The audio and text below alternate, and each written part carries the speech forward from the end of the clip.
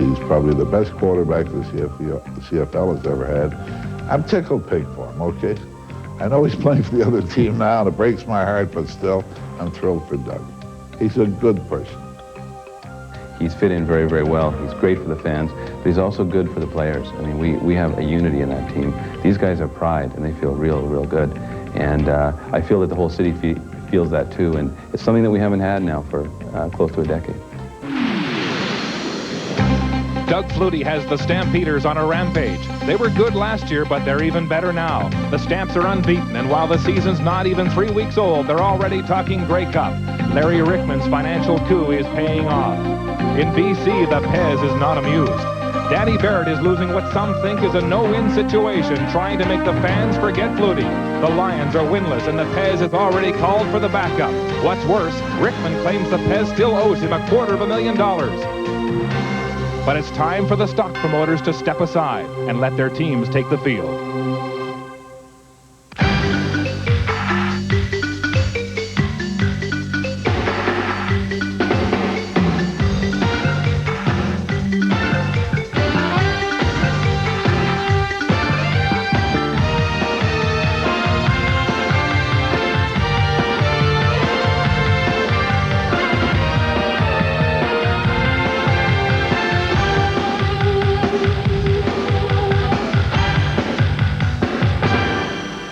This is the private box of the man who owns the BC Lions, Murray Pezman, and it's an exciting and very busy place tonight because July 23rd has been circled on the Pez's calendar for a long time.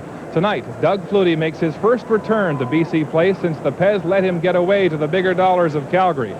Flutie should not be expecting a warm welcome here at BC Place because the fans are still sore at him for leaving, but the biggest pressure will be on quarterback Danny Barrett of the Lions because he hasn't even thrown a touchdown pass yet this season, and his team is winless. We'll talk to the Pez and some of his guests later on, but right now let's go over to the press box where Chris Cuthbert and Dan Kepley are standing by. Thanks, Mark. Good evening, everybody. The spotlight clearly now off the owners and onto the quarterbacks. And Dan, Doug Flutie, especially in the last 24 hours, how will he handle the hype of all this hoopla? Chris, very simply, right in stride. Doug Flutie is an absolute complete professional.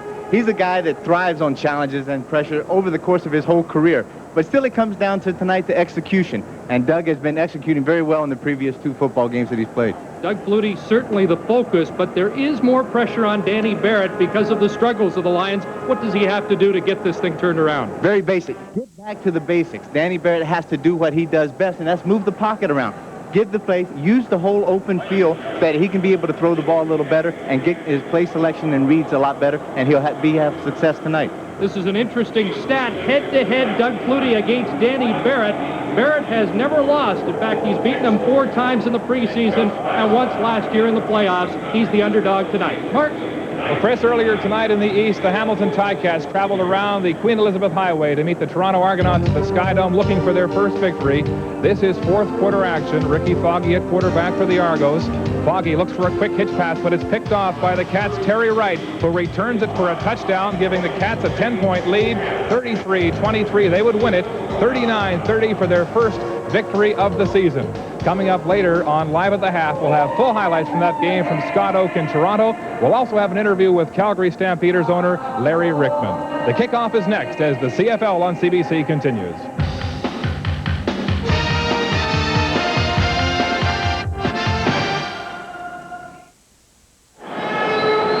Welcome back to beautiful British Columbia at BC Place Stadium under the dome tonight.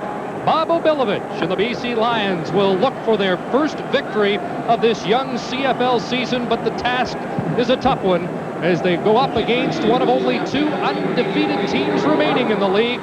Wally Buono's Calgary Stampeders have kept the Stamps have enjoyed playing under the dome. They're 7-4-1 here, and Julio Caravata kicks it off.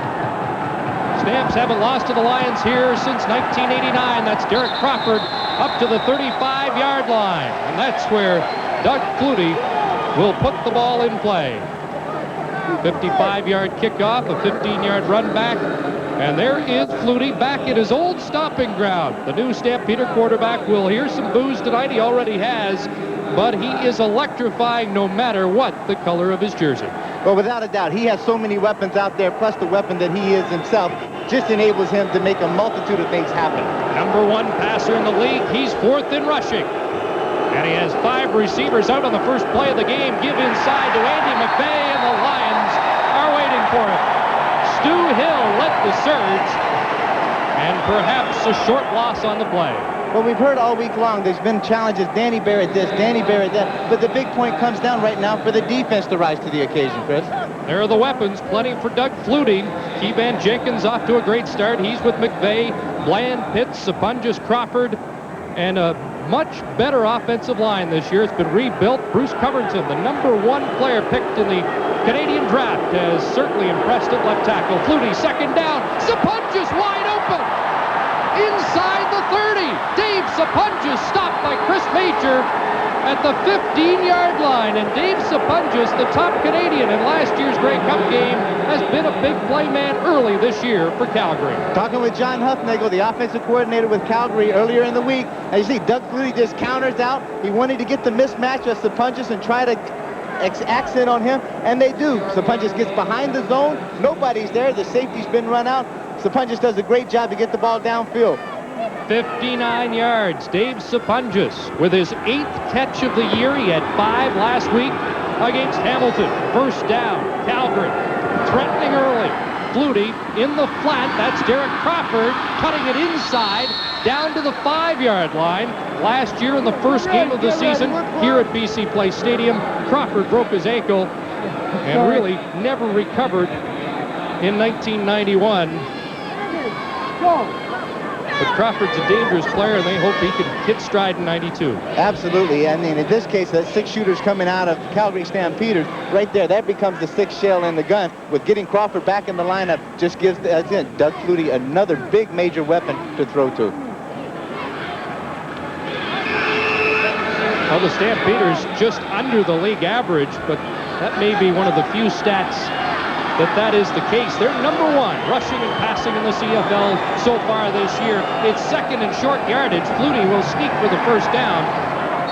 And they were probably happy, Dan, to be short, because it really gives them an extra play inside the 5-yard line. Absolutely. He takes those 6 packs of receivers in there, spreads them out as wide as they can, 3 on equal sides, spreads them out, and then he just quarterback draws himself.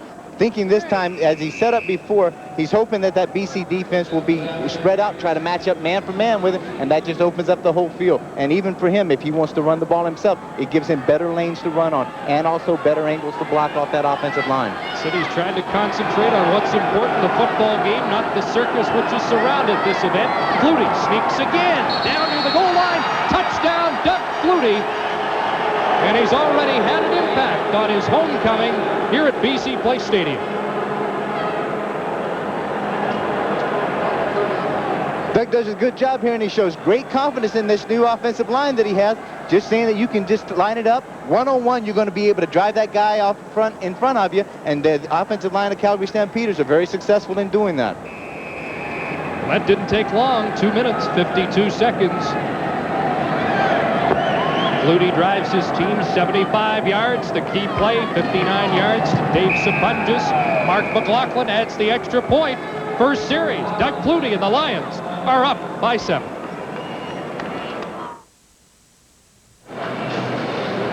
Well, Larry Rickman's $4 million investment in Doug Flutie looks pretty good after 1 series here at BC Place Stadium. And the owner of the Calgary Stampeders will join Mark Lee at halftime.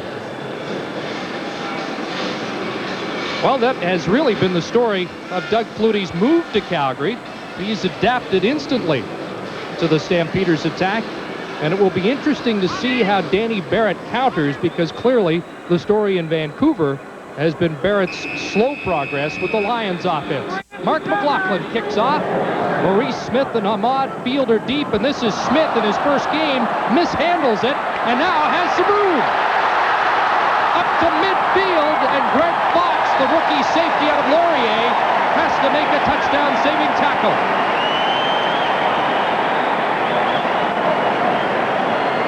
There is a late flag on the play, but Maurice Smith has appeared to give the Lions pretty good field position.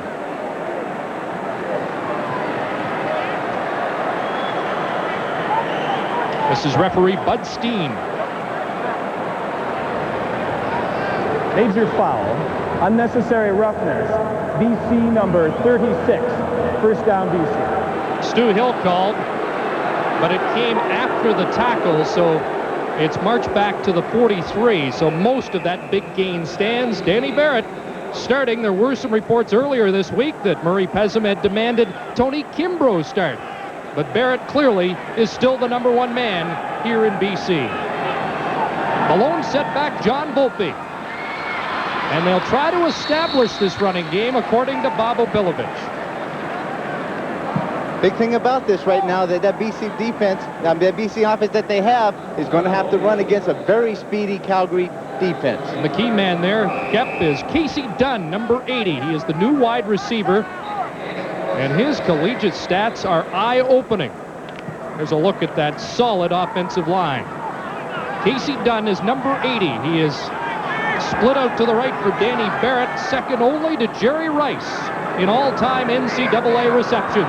And they're looking for Dunn on the first play, and Errol Tucker is all over him. Trying to highlight him early, Chris, this time takes him down just on a post pattern. Danny Barrett had plenty of time to throw the ball. It looked like he rushed it, and the ball sailed on him a little bit, got high. 6'2", 198 pounds. They say he's not lightning fast, but he's tough and sure-handed. Was a flag behind the play. Great story about Dunn. He got to practice before anybody else a couple of weeks ago, climbed the fence, and when most of the Lions arrived, he was running pass patterns on the field by himself. There was an offside call against Calgary, so it's second down over and just a yard to go for the Lions as they approach midfield. Barrett keeps and should have the first down.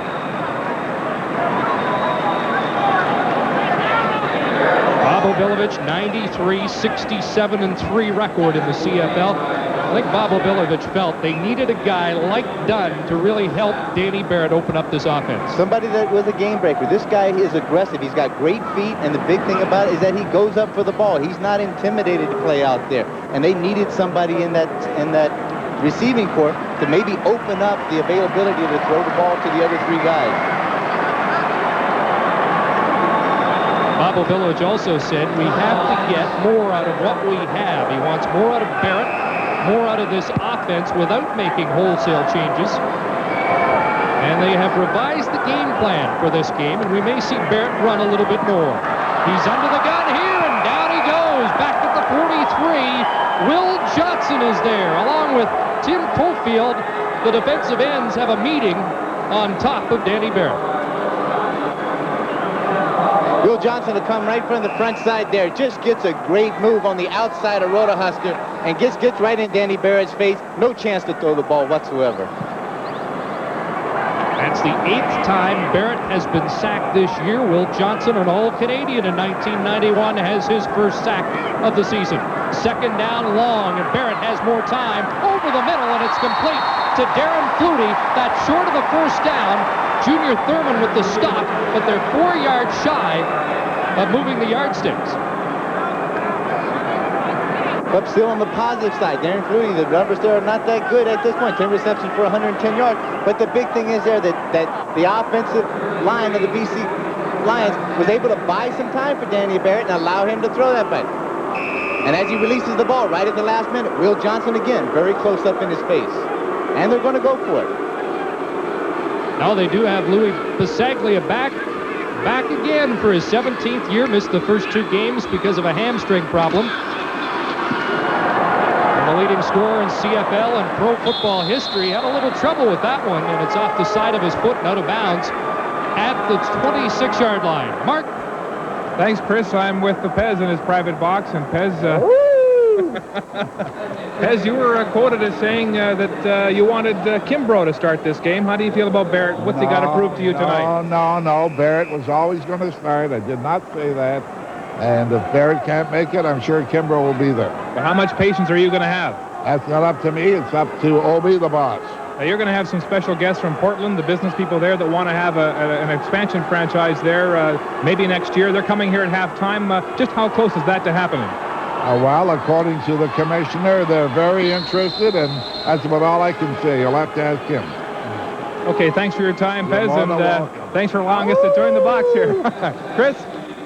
I just hope we don't see the rubber chickens tonight. I think after all the conversation through the week, those chickens have died. They've gone to the roost. Doug Flutie with another completion to Carl Bland and the Stampeders, trying to mount another impressive drive. Second possession, and they're out at their own 42-yard line. Flutie 3 for 3, 83 yards already. That's Keevan Jenkins stopped near the line of scrimmage. What a start Jenkins has had this year. Donovan Wright in on the stop, and there is the front seven for the Lions. Stu Hill, the veteran, and Zoc Allen, 44, replaces the injured Doug Hocking at middle linebacker. Really improves their defense. This is a guy that played about 7 games for the BC Lions last year, has tremendous speed, and he's a very intimidating tackler. And those defensive backs will have their hands full tonight. It's second down and just over 9 yards to go. Pressure on, Flutie shovels to McVeigh. At the 50, McVeigh broke a tackle and gets to midfield and has a first down. And Doug Flutie shows you his ability to improvise. There's a little bit of a delay pattern here where Doug Flutie winds 3 guys out to the wide side, has McVeigh come up and block, and then shovels it underneath to him. Does a great job because he's very unsuspected guy to carry the ball at this point in time. It's one of the differences, I think, in the Calgary offense so far this year. Flutie utilizing the backs, Keevan Jenkins, McVeigh, and Ford a bit more. Rolling out. Pass in the flat. That's Jenkins, who has been dangerous in the first 2 games of the year at the 45 of the BC. Close to a first down for Keevan Jenkins, who leads the CFL in touchdowns scored with 5. Well, coming into the camp for the Calgary Stampeders, at the end with John Huckner said that he could probably be the best all-purpose back that he had in camp, and he is really showing it quite well tonight. Well, Jenkins really was not utilized as much last year. Perhaps that poor rushing average was why. But this year, he has been a big part of this Stampeder offense. Out of the shotgun, they flip to Jenkins, who never really had a handle on it. And Doug Hocking now into the game, made the stop along with Stuart Hill. And it's no gain this time for Keevan Jenkins. Out of the shotgun, just trying to do the shovel pass inside to Jenkins. Stuart Hill with great penetration that time, disrupted that whole play. It never got off the ground. Bobo Bilovich has said that his defense has played well at times so far this year, but is prone to mental errors which have cost them big time, especially last week in Toronto. And again, it cost them earlier in the game. Second and 10.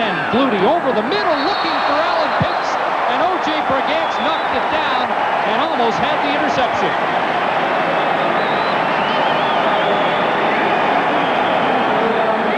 And O.J. wanted to be like another O.J. Simpson and run with that football, but he couldn't squeeze it. Well, as linebackers go, Doug Flutie's got plenty of time to throw the ball, and he makes a great effort, gets the left hand up there and tries to bring it in. It's a good defensive play by O.J. Brigance. Third down, Mark McLaughlin will come in, and he'll attempt a 52-yard field goal. He's 7 for 9 this year. 7 for 10 now as Ahmad Field runs it out.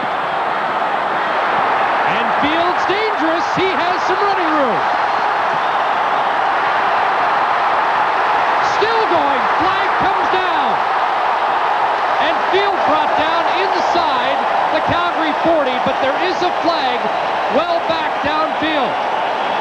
Nevertheless, an electrifying play. And we'll be right back to BC Place Stadium.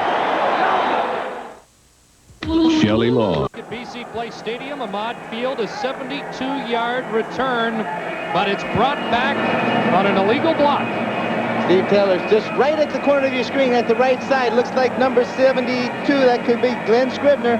It makes a block coming out the thing. That's a questionable call, but it was called, and they bring it back. Big play. This Ahmad Field kid has got so much athletic ability and really impressed Coach Bobo Bilovich through the course of training camp, and he may even see some offensive play tonight. That just shows you the talent that this young fella has. But Maurice Smith and now Field, both with great returns, and they're brought back part way because of penalties. So the Lions making some mistakes here as they trail 7-0 5:23 to go, first quarter. Flag down again. Darren Flutie has a completion, and he's near his own 50-yard line.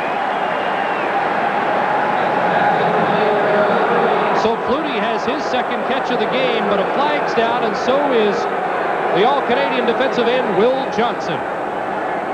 Holding BC number 60, first down repeated.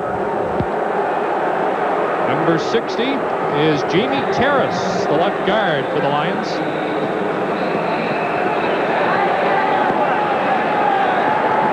And so the Lions are backed up even further. Ball spotted at the 20-yard line, and it's first down over, now 20 yards to go. Remember, Fields' return went all the way to the Calgary 40-yard line. Barrett in the flat. There's Casey Dunn with his first CFL reception out of the University of Idaho. Danny doing a good job trying to read that time, hoping to catch Calgary in a zone defense.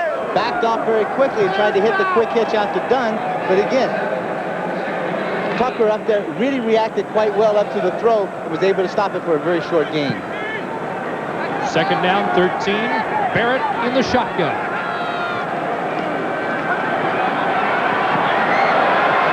Has time, Trevathan over the middle. He'll have to break a tackle. And he stopped at the 37-yard line, and that will be short of the first down. Errol Tucker made the tackle.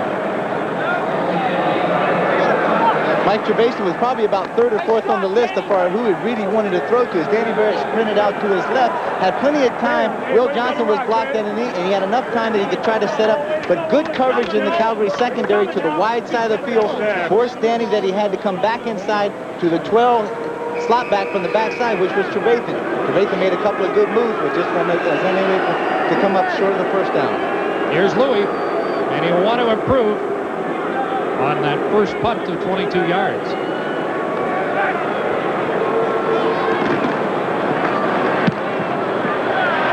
That's more like it. And it's Tucker at his 30. And Tucker almost sprung that one down in front of the Lions bench. Lions scored on the opening drive, and they lead 7-0 here late in the first quarter.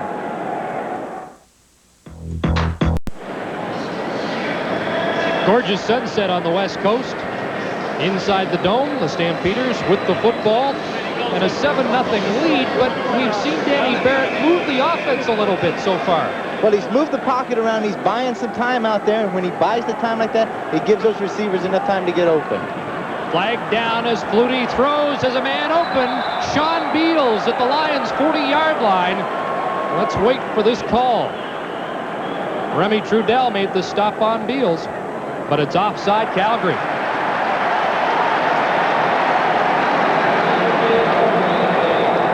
Offside, Calgary number 85, first down repeated. Carl Bland was a little anxious. Wally Buono has never lost a football game as a head coach in Calgary in the month of July. 7 wins and a tie. Doug Flutie, as he has had so far this year, putting up the better numbers in comparison with Barrett.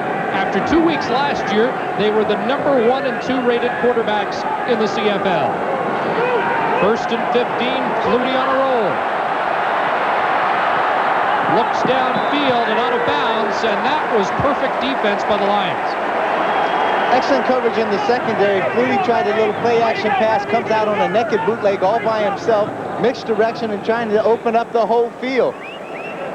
As he comes across the field, he's looking at, now he can see all the way across the field at all 5 receivers that are down there. He just can't find anybody there. Does an excellent job, throws the ball away, and knows he's got to be able to line it up for another play.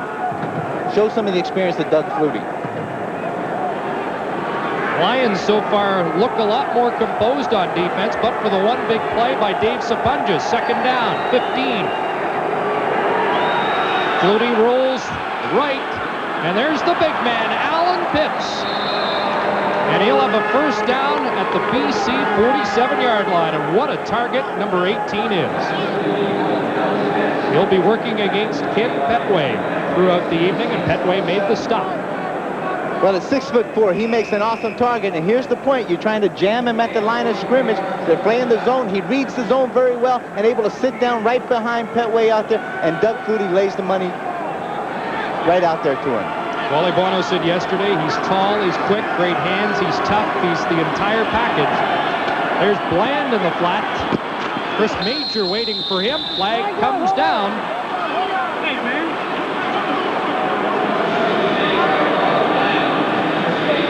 Bland had 11 catches last year in the Grey Cup game against the Argonauts. Major foul, face mask, BC number 13, first down. Major gets the hand on the face mask, and that will cost the Lions dearly. Right at the last of the minute, you see the 3 guys are up in the hunt. That's number 27. It looks like Donovan Wright that's got a hold of the face mask there, and is called on the spot. So they mark it now at the Lion 24-yard line. First down Calgary, and the Lions D has to dig in. 5 receivers are out. Here's the rush, and Jenkins can't reach the pass. Keith Poe with pressure on Flutie, and he had to get rid of it, I think, a little quicker than he would have liked. What a football game they had at Skydome tonight. The Tiger Cats win their first. They're now 1-2, and believe it or not, so are the Grey Cup champions. Just an excellent defensive effort, and Damon Allen came on top and played really well for the Hamilton Tiger Cats tonight. Terry Wright sealed it in the dying moments with an interception for a touchdown. Second down play for the Stamps. Here comes the blitz. Flutie gets rid of it and overthrows Pitts. And once again, the Lions had a lot of pressure on Doug Flutie.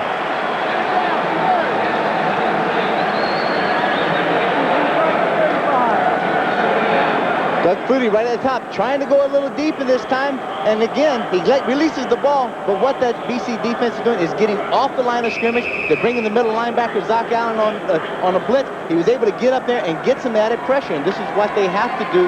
If they sit back there and let Doug Flutie have the time to throw the ball, he'll carve you all to pieces. Mark McLaughlin missed from 52. He tries this time from just over the 30 and makes no mistake.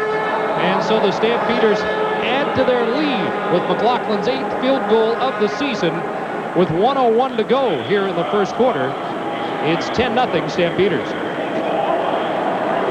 It was interesting that Flutie was knocked down there under pressure because the Calgary coaching staff was quite proud of the fact that in 12 quarters, including preseason, Flutie had only been hit even after he delivered the football a half dozen times this year, but it looks like the Lions are getting some pressure on their old teammate. It's a very solid offensive line. These are some guys that are just starting for the first time, but they have either been on the Calgary practice roster or around that club and know the system for the past 2 years. And when they've come together, it is not something that has been very brand new to them, and they're performing very well. The scary thing about that with a team like this is that they will get better and better with their continuity as they're able to line up week in and week out with the same guys playing those positions.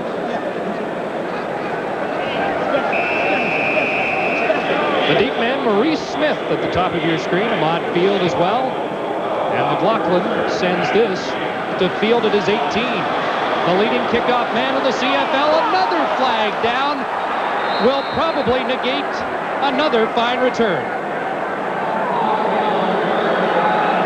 Last night in the CFL, another team fell from the ranks of unbeaten. The Edmonton Eskimos, beaten in Winnipeg, the home opener for the Blue Bombers. Robert Mims with the touchdown run here. Enos Jackson can't reach him. Matt Dunnigan was knocked out of the game, came back, and the Bombers won big, 51-32.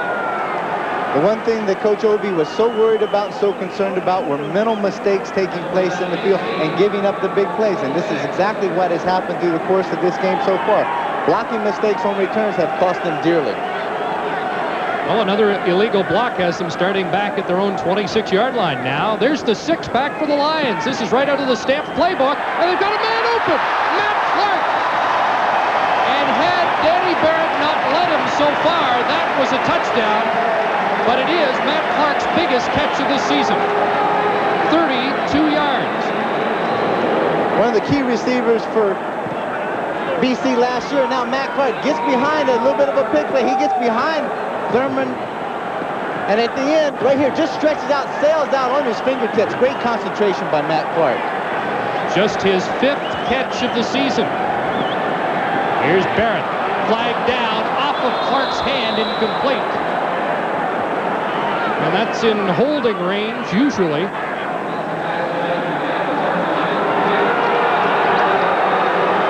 And that's just too many flags against the Lions in this first quarter. And Bob Obilovich showing the frustration.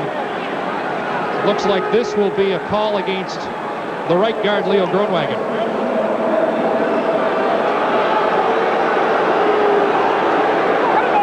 Already 6 penalties, 70 yards against BC. And when you tack on the return yardage that was negated, it's been painful for the Lions in this first quarter. This will be the final play, barring another flag. Barrett spins. There's Volpe in the flat. And Volpe hopped over one tackler and gets to midfield. Pickup of 7 by Volpe on the final play of the first quarter. Greg Peterson with the tackle. And the Stampeders enjoying a 10-0 lead after 15 minutes.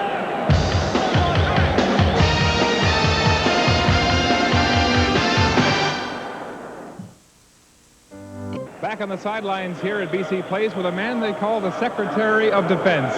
He works in public relations for the Calgary Stampeders. I'm talking to Deacon Jones, one of the greatest all-time NFL defensive linemen, a man who knows marketing. Tell me, what do you think about the threat that your owner made this week to boycott this game because he was still owed money for the Danny Barrett trade from Murray Peasant? Well, really wasn't a threat by Larry. I mean, it was one of 6 options that we had, and he happened to mention that to the press, and I mean, you know, they just took that and they blew it a little bit out of proportion. But I think, you know, Murray and Larry are both intelligent businessmen, and they know exactly what they're doing, and they'll solve their problems in due time. And I just hope that it doesn't cause any ill effects on the league, because that's what we're here to do, is to enhance the league and make that the best in the business, and that's what we will do. But the two of them have gotten together, and I think they'll work their problems out. Well, the hype's done. The game's on. Let's let them keep playing. Thanks, Deacon. Back up to the booth. Chris?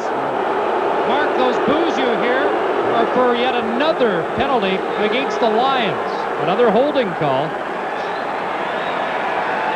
The Secretary of Defense, and I know you and him had an interesting chat prior to the game about how football can get in your blood and it's tough to get it out. It's one of the most addictive things that you can ever have. And you can see by Deke right now, he's enjoying it being around the game again.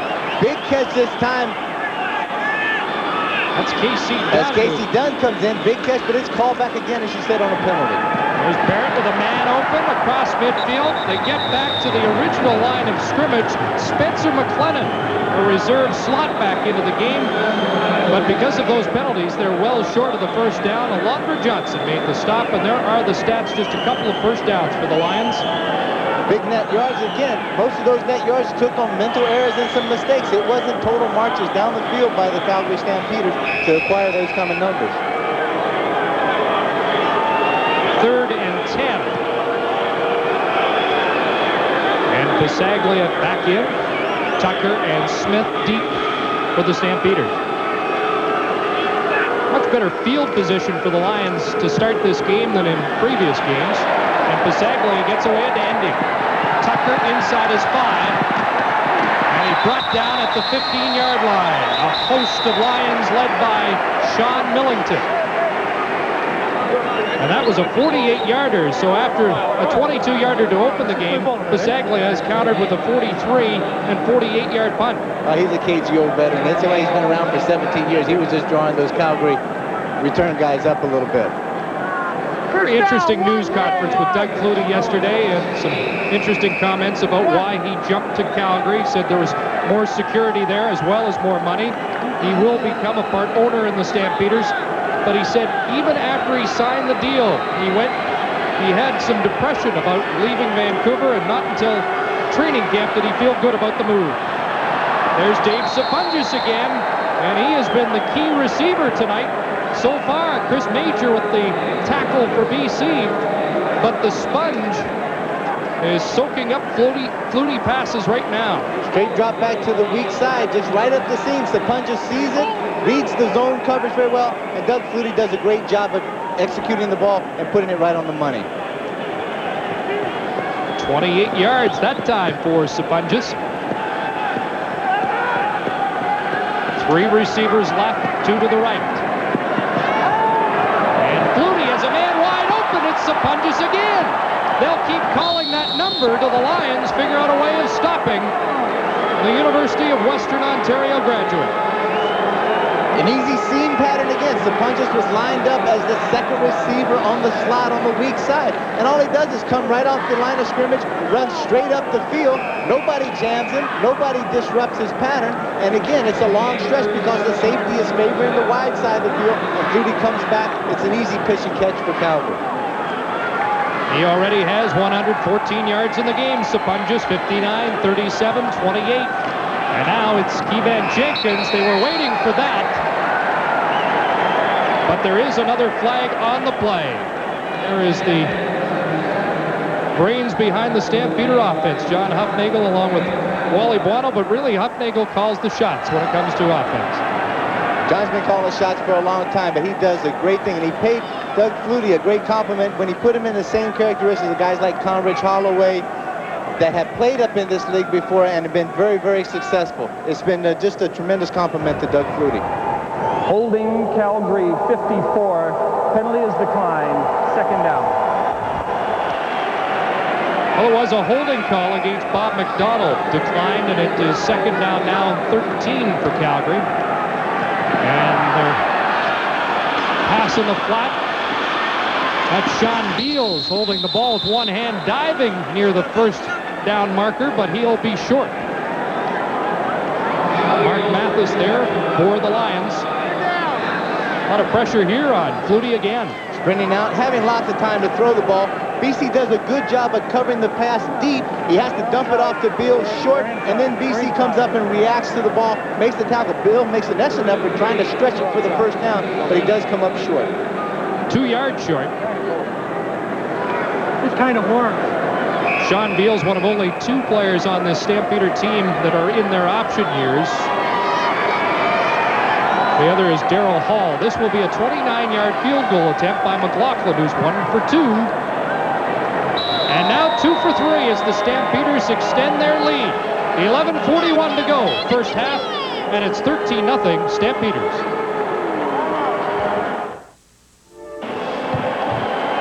So far, so good for Doug Flutie on his return to BC Place Stadium. He's built a 13-0 lead, and Danny Barrett still looking for his first touchdown pass of the 92 season. McLaughlin kicks it off, and again it's Field with another good return.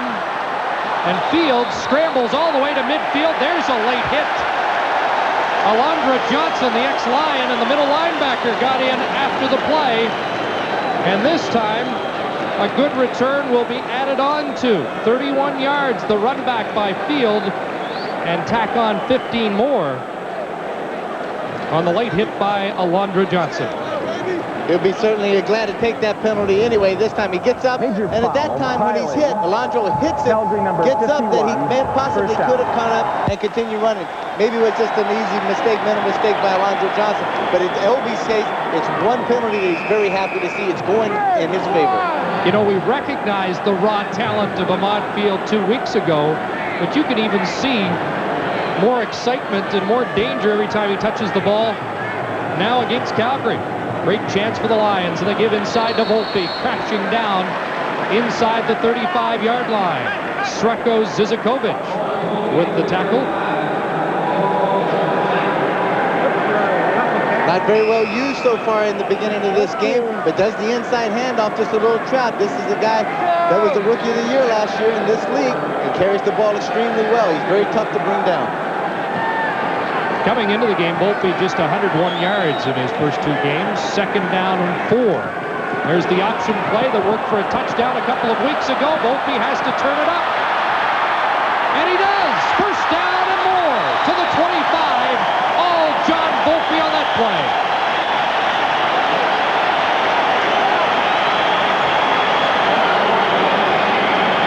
Welcome to the John Volpe Show. But as Barrett comes out, Zizakovic comes off and closes down. But the one thing it has is Calgary's speed as that defense comes right back through. Volpe's breaking the blocks, being able to get up. Poor tackling by the Calgary defense that time allowed that first down to take place. Matt Finley finished him off. First down. Barrett and the Lions. Over the middle. There's McLennan. Down at the 13-yard line. And the Lions are threatening, and this crowd's in the game.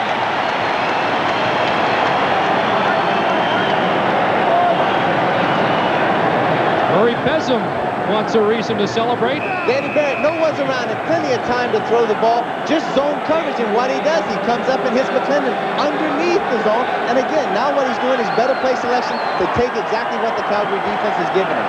Ahmad Field now in the game at wide receiver. Here's Barrett. Touchdown, Darren Flutie.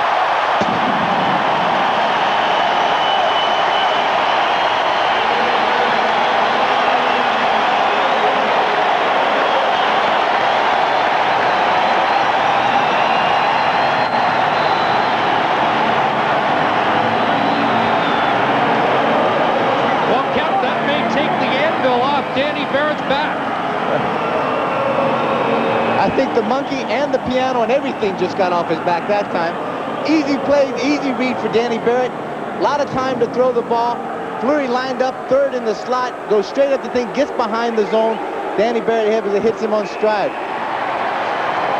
Louis Bisaglia adds the 399th consecutive convert of his career, and Danny Barrett in his high point so far as a BC Lion quarterback.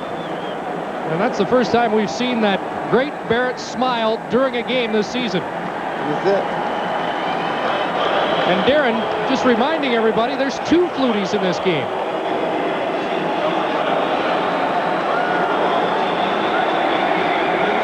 Danny Barrett has always been saying here, just give me time, it'll come. This game's fairly young right now, and still a lot of things can happen. But here, the main thing is that he has time to throw the ball. The offense is giving him time. He's sitting back there, nobody's around. He's looking at the whole field, and Darren Flutie is able to work behind the zone, find a little crack, and have Barrett lay the money right out there on the line to him. Danny's on dial a TD here, seeing if he can come up with another one. He may be checking to see if he's on the Arsenio Hall show. I'm not sure or not if he's going to be a guest tonight or not. 13-7, Stamps lead. And here's Derek Crawford. Stopped at the 44-yard line. O.J. Brigance with the tackle. Let's see how Flutie answers Barrett's impressive Lions drive. But now comes the point. You're finally getting some offensive projections happening out there. But the thing is that the defense has not been able to stop a lot of the teams that they've played in the past. Now they can take it on themselves to get this ball back into Danny Barrett's hands and allow him the time to get something to happen. And the more times they get the ball to Barrett, the more times things will happen.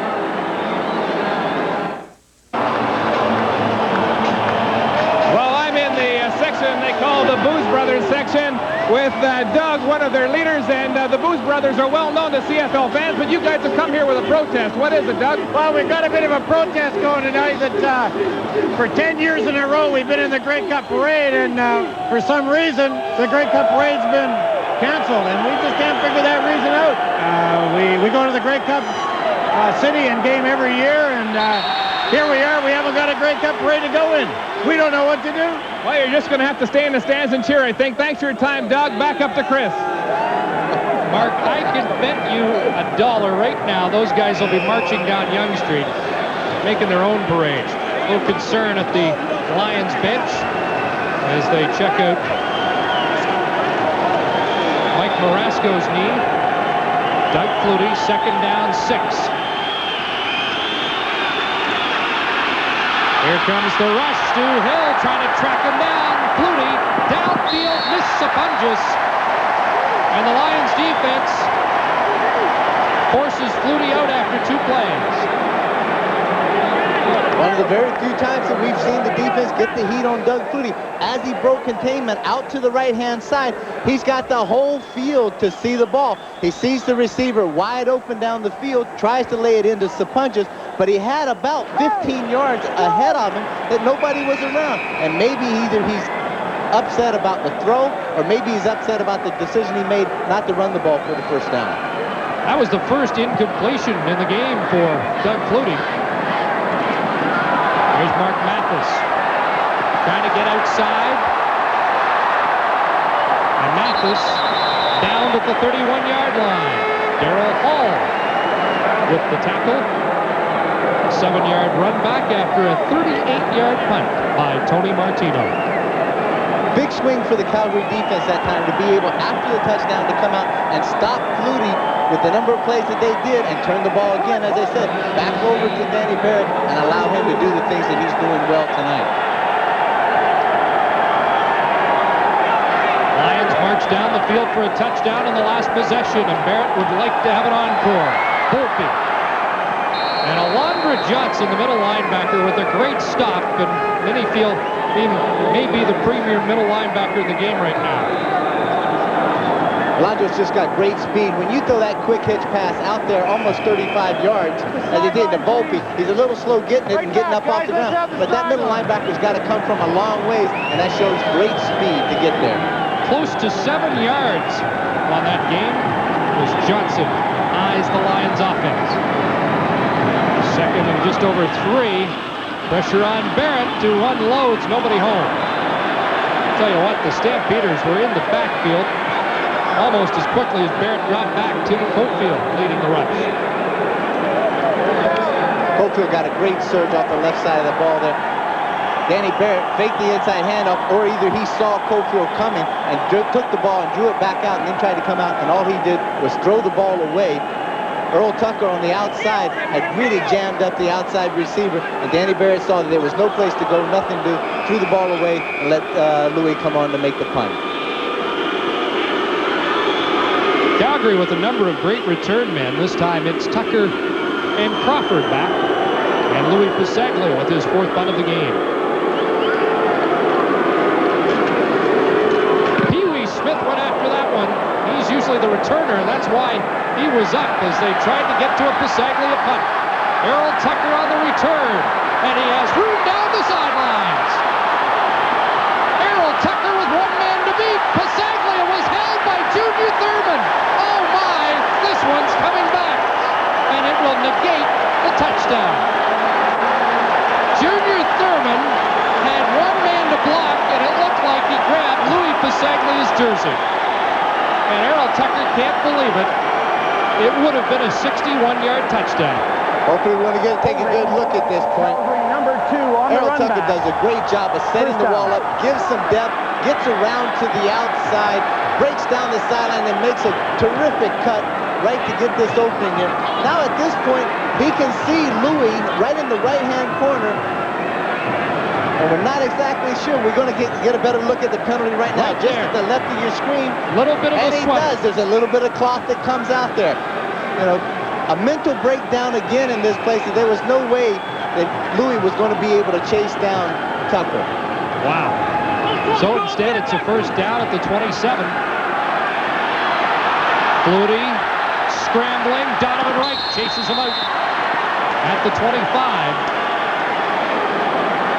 And there is Mike Marasco continuing to receive attention, and he'll be taken to the Lion dressing room.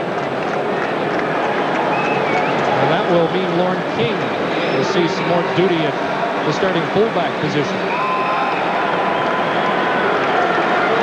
John Huffnagel sending relaying plays into Flutie. And here we go with 2nd down and about 7 to go. Flutie fell down as he got rid of it, and it comes up short of Alan Pitts. Ken Petway was with them, and the Lions have had adequate pressure on Flutie tonight.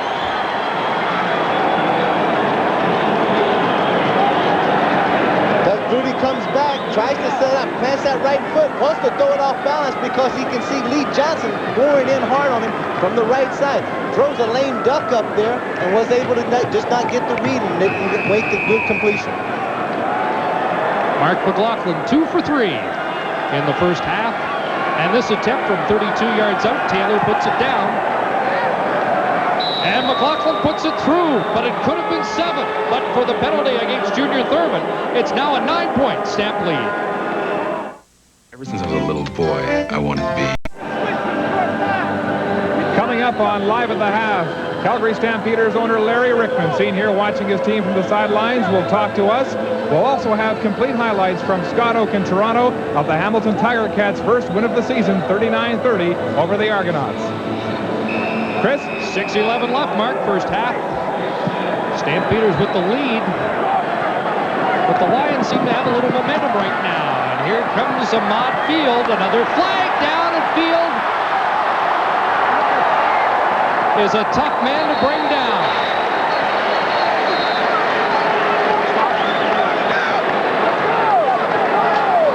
Darcy Kopp finally stopped Field, but guess what? Holding against the BC Lions. Another big play nullified at this time. But one thing is wonderful about this guy is a young kid. He's got a lot of enthusiasm, a lot of mobility. He doesn't... Holding BC 25 on the run back. First down, BC. He can probably run like that all night long, but sooner or later he's going to look over and say, hey guys, what is going on here? You just make a block for me, and I'll make something happen out there for you. Certainly cost Danny Barrett great field position. They're back at their own 30 now. And Barrett working with the six-pack again. This is the Stampeders' old formation, and almost a great catch as Matt Clark tried to climb over Kenton Leonard.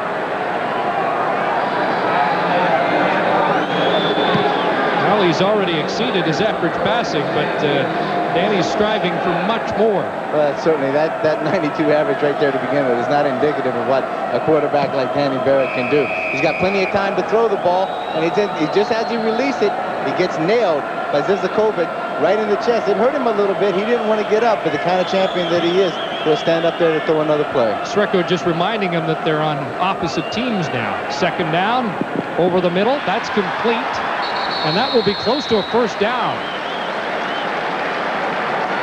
Daryl Hall with the tackle on Darren Flutie. This is where BC has had some great success so far as giving Danny Barrett time, stand in the pocket, let those good receivers go down there, work and find the open area behind the zone, and then deliver it on the money to him. Oh, and asked about the Flutie deal. Darren kept saying, I'm my own man, and he had a chance to be traded to Calgary, but turned it down, and he's established his value in this first half. Volpe near the 50-yard line. Errol Tucker had him wrapped up along with help from Carl Anthony. Lining up Volpe as a wide receiver. There's plenty of time to throw the ball here. But what they're trying to do, BC wants to see how that Calgary defense is going to make an adjustment to it. And if they go out there and walk a linebacker out to cover a guy like Volpe, it's man-to-man across the board. And maybe hopefully they can get a mismatch like they're looking for. Volpe the lone man in the backfield, and there's the option pitch, and Volpe cuts inside across the 55 and down to the Calgary 50-yard line for another first down. Will Johnson tackles John Volpe, and the Lions offense is starting to hit on a few cylinders. Here's the case where too much speed will hurt you. Alondra Johnson on the toss play, it comes down the field. The defense, you can see it extremely well. Alondra Johnson, your middle linebacker, coming from the inside, over pursues, gets a little bit of bump on him, and that allows Volpe to make a good cut to come back inside. Now Volpe scrambles out to the left side. Four receivers to the left. Over the middle, there's McLennan, and he is close to a first down. At the Calgary 41, Matt Finley tackled McLennan after a gain of 9 and close to 10. If there's any normal rules about playing zone defense, particularly for linebackers, a lot of times you want to get 10 to 12 or 15 yards deep. You basically want to get as deep as the inside receivers. In this case, what they're trying to do, they're making a little delay out of that play, letting the linebackers get to their depth, and then throwing it under and allowing the receiver to work with the ball after he makes the catch. Short yardage, Barrett keeps. You saw that score from down east tonight where the Ticats record their first win, and the Lions trying to get on track for their first. They trail by 9 here against the Stamps late in the first half. Hang on. Welcome back to BC Place. Well, I've just talked with Lions trainer Bill Rochelle. He tells me the news does not look good for Mike Marasco, the running back for the Lions, who just left the game with a knee injury. It looks as though he has ligament damage, maybe even a fracture in the leg. The doctors are looking at him now in the dressing room. We'll know better after the half. Danny Barrett to the Lions now. First down inside the Calgary 40. And again, employing the 6 receivers, Barrett has to scramble out of trouble, and he'll take off. Trying to cut inside, and there's not much room there. Barrett limited to just a couple of yards on the play. Good pursuit by Sreko Zizakovic. Denny yesterday was saying he's been there before. 0-2 in 1989. He was taking heat early in Calgary, and they rebounded for a 10-8 season that year. Mills lining up against Cofield on the right-hand side. Good speed there. Cofield sets him up by making a move outside, then comes back inside. He's picked up again by Ian Sinclair, and it allows Danny Barrett to buy some time. Spencer McClellan really whacked there by Matt Finley. And they can't be calling this a fumble. But they are. Kenton Leonard's running it downfield, and this is unbelievable. Leonard, does he have a touchdown or not? Bob Obilovich can't believe it, and I can't either, but McClellan never got the football. Spencer McClellan never caught that football. And now they're waving it incomplete. Matt Finley and McClellan met over the middle, and he had no chance of catching it. And Bob Obilovich is asking why it took so long for that call to be made. About 8 seconds and 70 yards worth before they could even make that call. Coach Obilovich is very much in his right to be as upset as he is about this now. Well, they tried to hit McClellan over the middle, and here it is. Here it is, a play that they've been successful about again a couple of times. McClellan's there, has the ball. Number 37 is Matt Finley, the linebacker that comes in from the offside and is able to grab it. The ball's out, hits him on the hip, never even had a chance for any type of possession. Well, that got the adrenaline going. Opie took a look at it. He said, listen, I'm having enough time as it is. My team's making enough mental mistakes as it is and penalties on their own. I don't need any help from the refs out there in this case. Meanwhile, Kenton Leonard hasn't recovered. He's just making his way to the Stamps bench. He was down in the end zone celebrating. That's probably the last time that Kenton Leonard had to run that far was when he ran the 40s per time in the training camp. And instead it will be a 42-yard Louis Pisaglia field goal attempt. Trying to cut the lead to 6.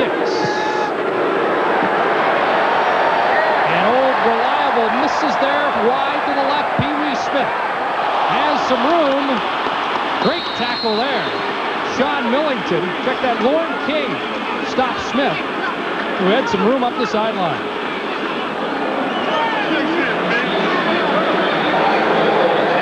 Really excited about getting Pee Wee out there, returning the ball. But Tucker is the guy that really made this happen. As Smith comes around, watch the block right here by number 3. Boom! Pitch Sean Millington right on his duff and allows Pee Wee to get outside and pick up some yardage. What a great block. 2:15 to go here in the first half. Interesting football game at BC Place Stadium. 16-7 Stampeders lead. Flutie in the flat, and it hot to the intended receiver, Derek Crawford. Here's Mark. And Chris, you can see that is a shot of Murray Pesham's private box. He's having a conversation with Marshall Glickman, the man in the middle in the front row. He is one of the key people involved in that Portland group, which is trying to get a CFL franchise. Right behind them in the white shirt and tie is CFL Commissioner Larry Smith. Word is that Portland is very close to coming to the CFL. We'll get to talk with Larry Smith later in the game. Second down, Flutie has a man open. Sean Beals was backtracking, and he'll be well short of the first down. Mark Mathis with the tackle. And after that impressive opening march, Flutie and the Stampeders have been held pretty well in check here. As he makes the throw, he's a little frustrated about the throw itself he made and also the catch that was missed at this time. Comes up 3rd and 4th down. The big problem here that Flutie's got is that the BC Lions are playing very disciplined defense, a very disciplined zone, and forcing him to throw the ball underneath. Tony Martino, a former BC Lion who was apprenticing under Louis Bisaglia, in to kick for the Stampeders. This one will hop to Mathis. Not going anywhere. 1:45 left first half for Danny Barrett to edge the Lions closer. 44-yard punt by Martino, who told me prior to the game that it took him 4 years to figure out that Louis wasn't going to retire, so he moved on. Louis been here 17, could probably be here for another 17, but I don't think he needs it right now. Danny Barrett said he can handle the criticism, and he has shown some resilience so far in this game and this season. Bouncing back now, Barrett. There's McLennan, catches this one, and out to the 50-yard line. He's close to the first down yardsticks. And Tim Cofield, the defensive end, came back to make the tackle, and he's an amazing story. Here's McLennan matched up against Junior Thurman. Reads the zone, just drops in underneath. You see Matt Finley had run out of there, and all Danny Barrett is doing is standing back, dumping the ball off, and allowing the receivers to do what they can do. Second and short, and Barrett has snuck for the first down, but Cofield, the defensive end, who is 6'2", 245, Don Southern was telling us was clocked at 4.25 for the 40. And Jim Mills has the job of stopping him tonight. That's unbelievable speed. That's great speed for a wide receiver, let alone a defensive end. Barrett now first down, gets out of the pocket. And Danny Barrett close to a first down at the Calgary 48-yard line. And he said he'd be more mobile tonight. Bobo Bilovich wanted him to show more movement. Mills sitting up here. This is one of the reasons that Will Johnson getting great pressure, but Mills is standing up there at 6'7", 275 pounds. He can handle that kind of pressure and allows Danny Barrett, creates a little seam, and then what Danny's doing is the kind of thing he was talking about, getting back to the basics of what he could do and his mobility, and that's running the ball. Once he can get up there, because that puts such a tremendous stress on the defense once you get a quarterback that can run the ball like that, once you have good coverage downfield.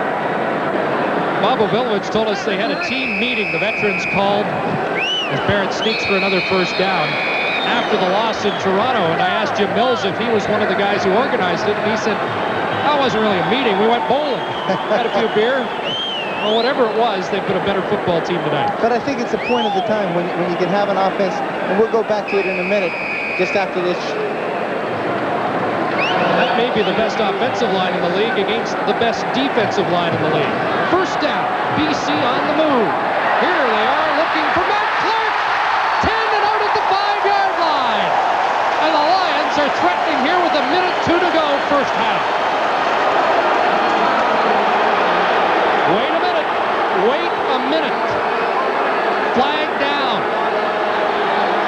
And Danny's reaction says it all.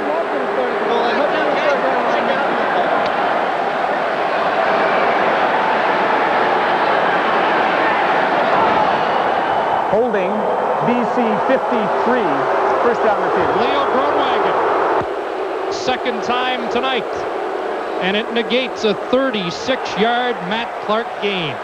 Ouch. Really hurting themselves, but if there's any positive thing that Danny Barrett can possibly be saying in that huddle right now is the fact that we are making something happen out there in spite of this. Let's keep going. Sooner or later, if we can keep doing it, we're going to click on all 8 cylinders. 3 receivers aside, and Ahmad Field back in the game offensively. He has the ball. Here's the exciting Ahmad Field down at the 45. They get 11 back. But penalties have been the story of this first half against the Lions. Chris, we may have to go back in the record books a little bit to see how long it's been since some guy's gone both ways. Gurney Henley, I think.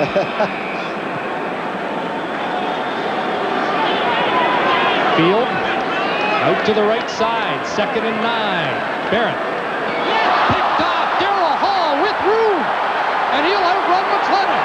Barrett's the only man with a chance, and Darrell Hall waves at his old teammate and scores. What a turnaround! 74 yards. Darrell Hall, touchdown, Calgary.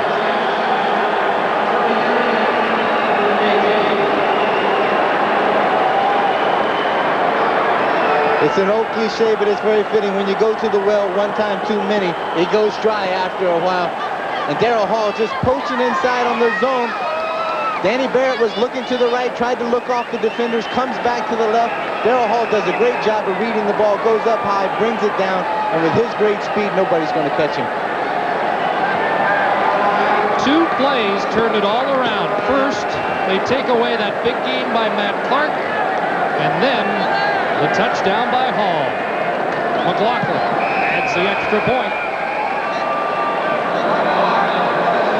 And Darryl Hall moved from the defensive secondary into the linebacking position, has a touchdown, his second interception of the year, and the Stampeders back out on top by 16 points.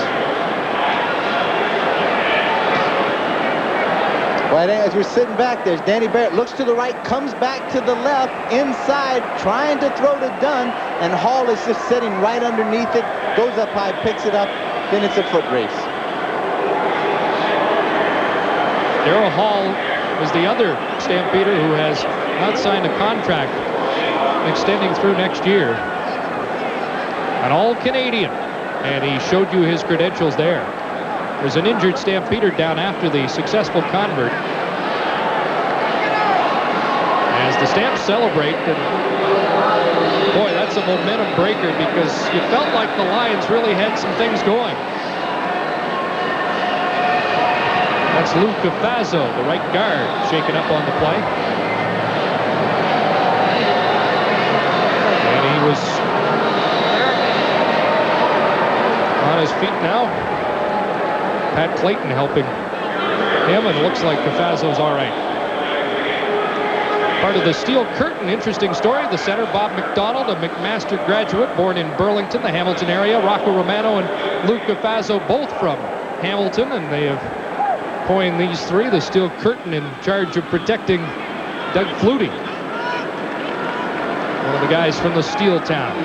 Cafazzo is probably one of those smart guys too. Hopefully that's just a cramp or something that's hurting. But I recently remember I played with a safety one time by the name of John Farlinger. We had the same thing happen. He took a little break that time because he knew for a fact. Short kick here as the Stampeders tried to catch the Lions off guard, instead give BC good field position. Trying to make something happen here. Again, as I was talking about, trying to know that this time that we were going to kick off, and again, our defense was going to go right back on the field, just as in this case here. And he took a little break. He sat down for a while and acted like he had broke his leg, and then he looked up and he said, you think the guys are rested enough? And then he gets up and walks up. Maybe he thinks that Darryl needed a little break to catch his wind. Well, I think that short kick just put a little pressure on that defense that may not be as well rested. I think they'll go right back at Darryl Hall after that 74-yard run he just made. With the flat to Volpe, and that's a tough way to make a living when you're on your knees and Junior Thurman is storming in on you. Well, on one hand, you wouldn't want to challenge a guy of Darryl Hall's ability, but he's got to be the most fatigued player on the field after making the big play. See what Danny calls on 2nd and 10. Got to get something back before halftime to take the sting out of that touchdown.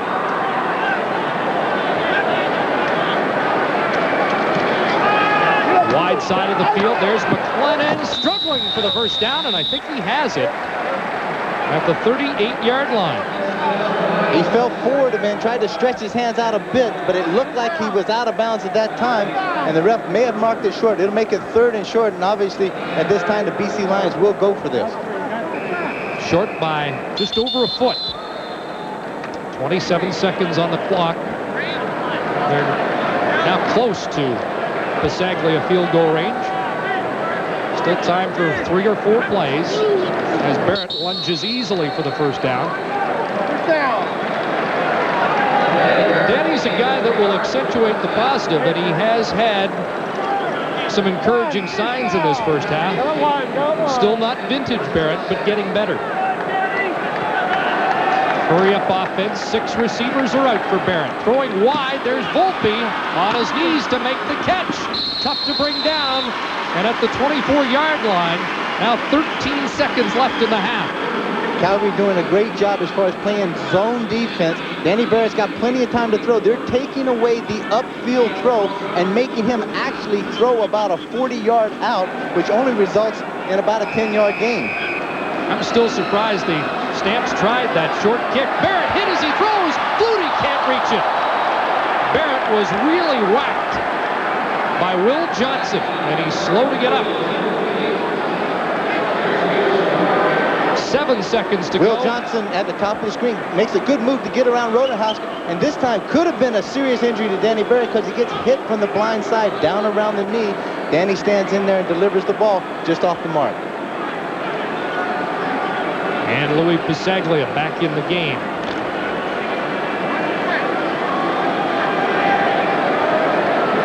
His 257th CFL game. The highest scorer in professional football will attempt this field goal from 36 yards out as the fans yell Louis. And he missed that one. That'll hurt. And it kicks through for a single point. But Pisaglia's first game back has been a tough one so far, with a couple of missed field goals. The first one was a tough one from outside of 40, but Bobo Bilovich wanted that one. You could probably think that in his punting technique, if you think of the mechanics in the punting itself, the leg is going straight back and straight forward.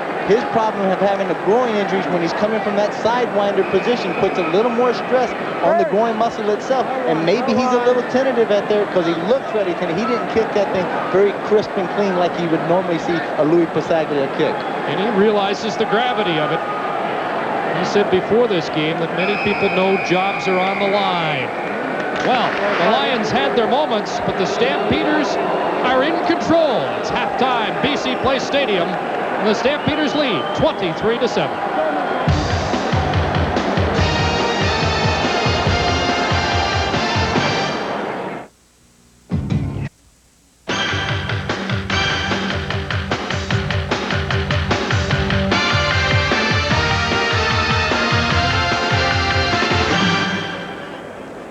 Welcome back to BC Place and live at the half, where the Stampeders lead the Lions 23-8. Well, earlier tonight in Toronto, the Ticats ventured to the Skydome for their first win, and they got it.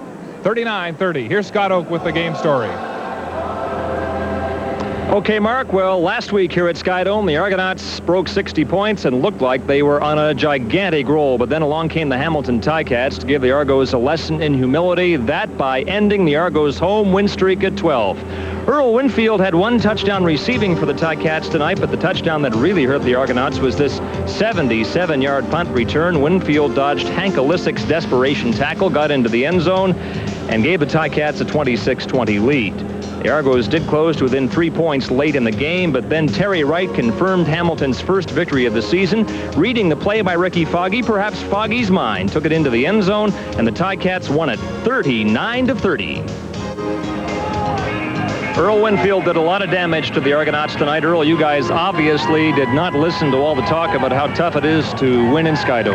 Well, we just came here. We prepared all week.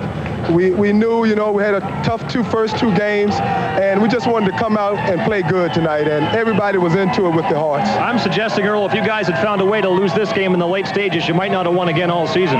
Well, it certainly wouldn't have looked good. You don't want to get 3 down going in like we were. So we won this one, and we're just happy about it. Congratulations, Earl. And so the Ticats have their first win of the season, and the Argonauts' home win streak ends at 12. Back to Mark Lee at BC Place in Vancouver.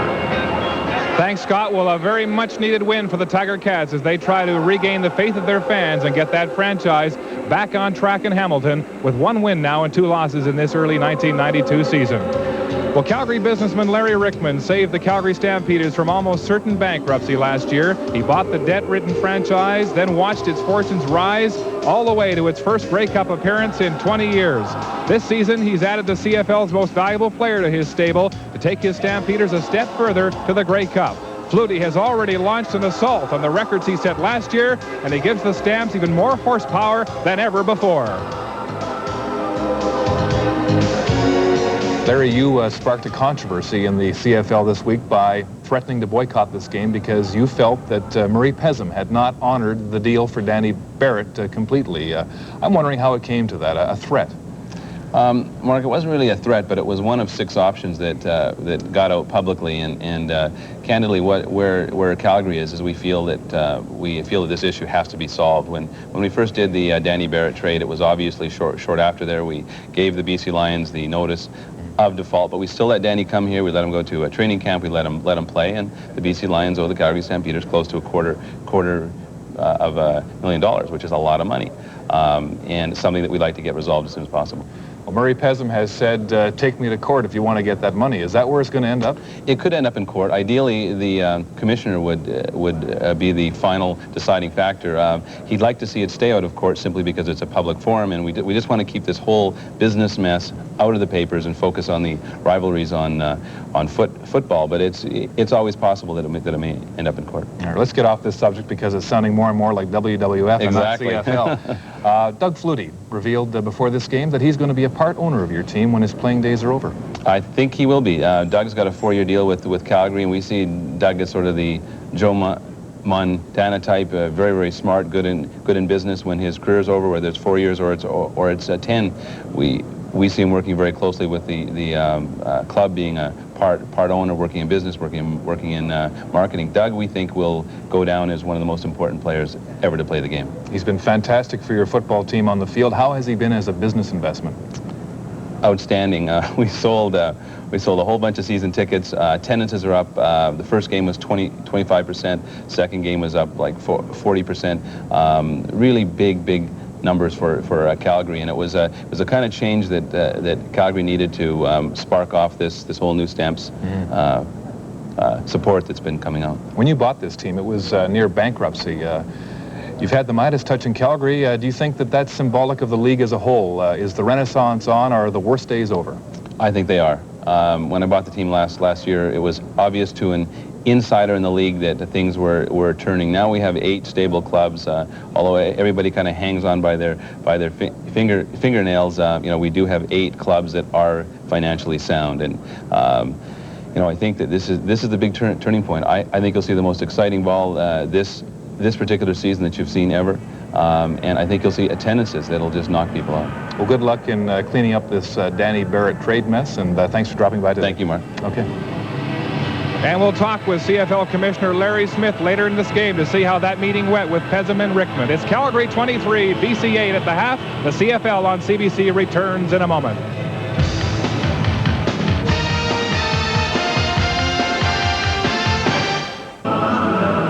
A pastel sunset in beautiful Vancouver as we return to Live at the Half. Calgary leading the Lions 23-8. The Lions victims of some costly big play mistakes in this game. Let's talk about that now by going up to the booth to Chris and Dan.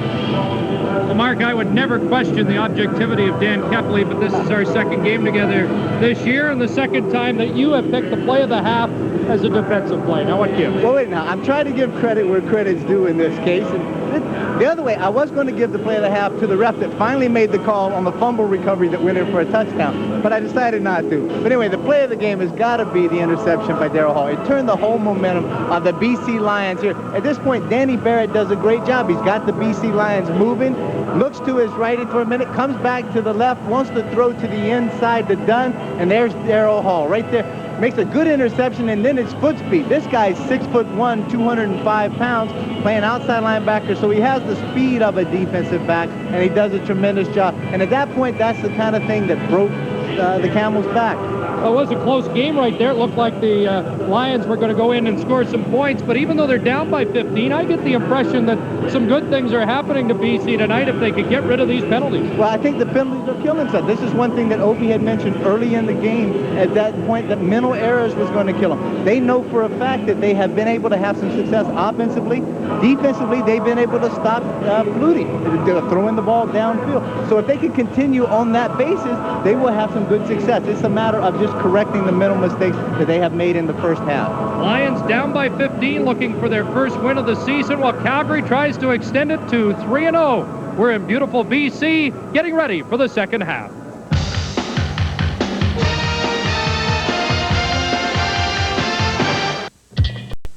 Coach Don Matthews likes living on the edge. He's fashioned a pass-happy offense that's made Kent Austin one of the most prolific quarterbacks this season, but the Riders have yet to win a game. Hamilton coach John Gregory is still rebuilding the Tiger Cats. He's hoping the talent and experience of Damon Allen can breed success on a young team still short on confidence. The CFL on CBC next Thursday, Saskatchewan at Hamilton. The bright lights of Vancouver, British Columbia, and BC Place Stadium, where strangely enough the Lions have had trouble winning, not just this year, but even last year, Dan. They were 4-5 under the Dome, 7-2 on the road. They'll try to get things on track in this second half. Danny Barrett with some encouraging signs, but still a lot of work to do. But he certainly does have to be excited about, the first half that they played in comparison to the previous two games that they have played. They had great success in this. The penalties, the mental errors are just absolutely killing them. Those are something that can be corrected. It's not lack of physical effort out there. They are playing a team that doesn't have any holes, though, and the Stampeders protecting the 15-point lead as we start the second half, and that's Ahmad Field, who seems to make every kickoff return a bit of an adventure. Here are the halftime stats here. And the total yards closing in very even after that first quarter dominated by the Stampeders. When you look at this, you can't see why the difference in the scores are other than just a little bit in the time. The big thing that would come out there is yardage lost and penalties would make a big difference in these two teams. Here's how they have matched up tonight. 35 offensive plays by the Lions. And an injury on the field. That's Mark Singer, the backup linebacker out of the University of Alberta. And here's how it happened. Mark Singer is here. He goes down to make the tackle, and it looked like that leg just froze up, as it does on AstroTurf. Sometimes when you have those non-cleated spikes on there, you dig in, and all of a sudden the knee just stops, and the one thing that has to give, because the shoe's not going to give, turns out to be a ligament. Hopefully that's not a problem, because Mark had a little bit of a problem with the knee last year. In fact, the knee injury came against the Lions in the Western semifinal and knocked him out of the final against the Eskimos in the Grey Cup game. So we hope he's all right.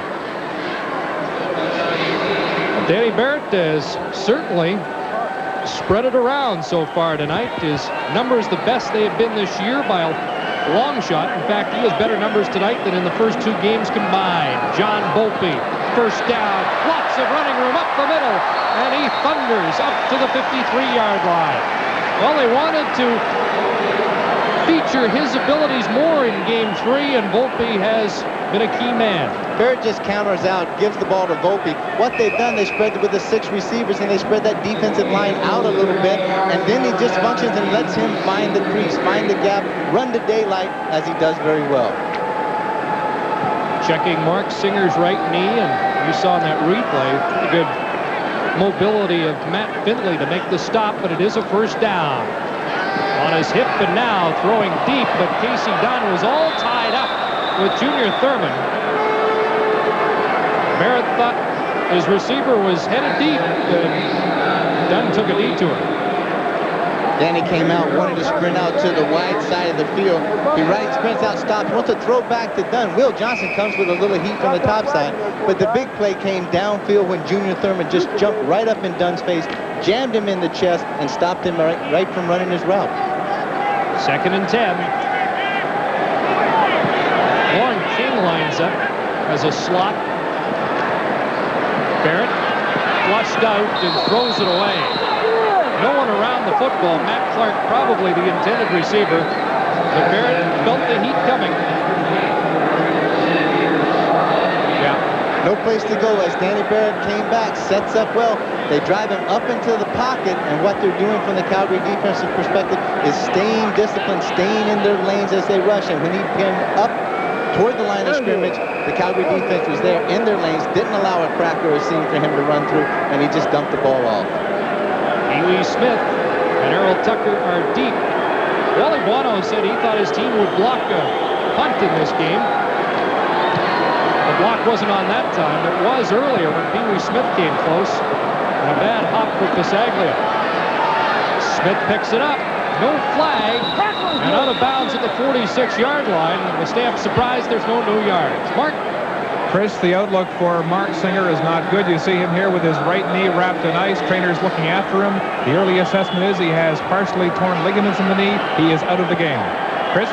Ouch. Well, the Stampeders have been enjoying great health through the first 2 games of this season. That would be a blow. Just a 17-yard punt for Louis Pasaglia, a 6-yard return, but Louis has opened both halves with disappointing punts. First down, Flutie and the Stampeders. Has Sapunjas open again, and that's the way they started the first half. Dave Sapunjas has been the most dangerous player that Flutie has looked to so far. Mark Mathis stops Sapunjas, but it's another big gain. He matches the number on his jersey, 25 yards. Dave does a great job of reading the zone again, comes back into the seam. They've got a 3-deep zone behind Mark Mathis, and he's able to throw the ball right in between the zone. Sapunjas with a big gain. First down, Flutie fires, and Derek Crawford under that pile has the reception. Donovan Wright draped all over Crawford. And the Stamps on the move. Remember the first series of the football game, they went right up the field in 5 plays, and they're threatening to do it to open the second half.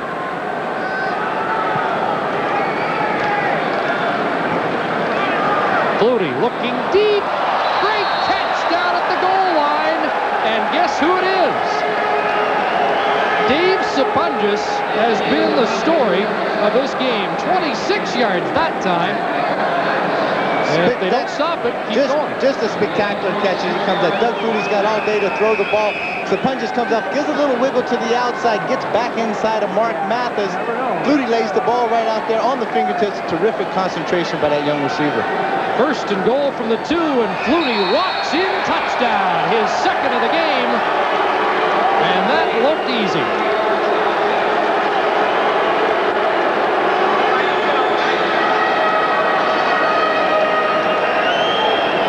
Well, we knew Doug Flutie had a great set of receivers in Calgary as he carries this one in untouched. But when we talk about the receivers, it's usually Crawford and Pitts. They don't mention Sapunjas, but they're going to have to add him to the list. It's a wonderful thing about having that kind of weapons across the whole board. You do not know who to concentrate on. You do not know. And if you come up and you double a guy like Alan Pitts, and then at this time you come back, then you leave a guy like Sapunjas wide open. They open the game with a 5-play touchdown drive. They open the second half, shaving 1 play off that. 4 plays, and this touchdown run by Doug Flutie. Just an easy play there as the BC defense obviously anticipating that quarterback sneak right up the middle. Closes down quick. Good quick feed by Doug Flutie, able to break it outside. Doesn't even get a hand laid on it. Come on, Cal. Sends it downfield. And there is a Mott Field. And away he goes again. Across midfield. The leading kickoff man in the CFL is into Calgary territory. And this just in, there are no flags.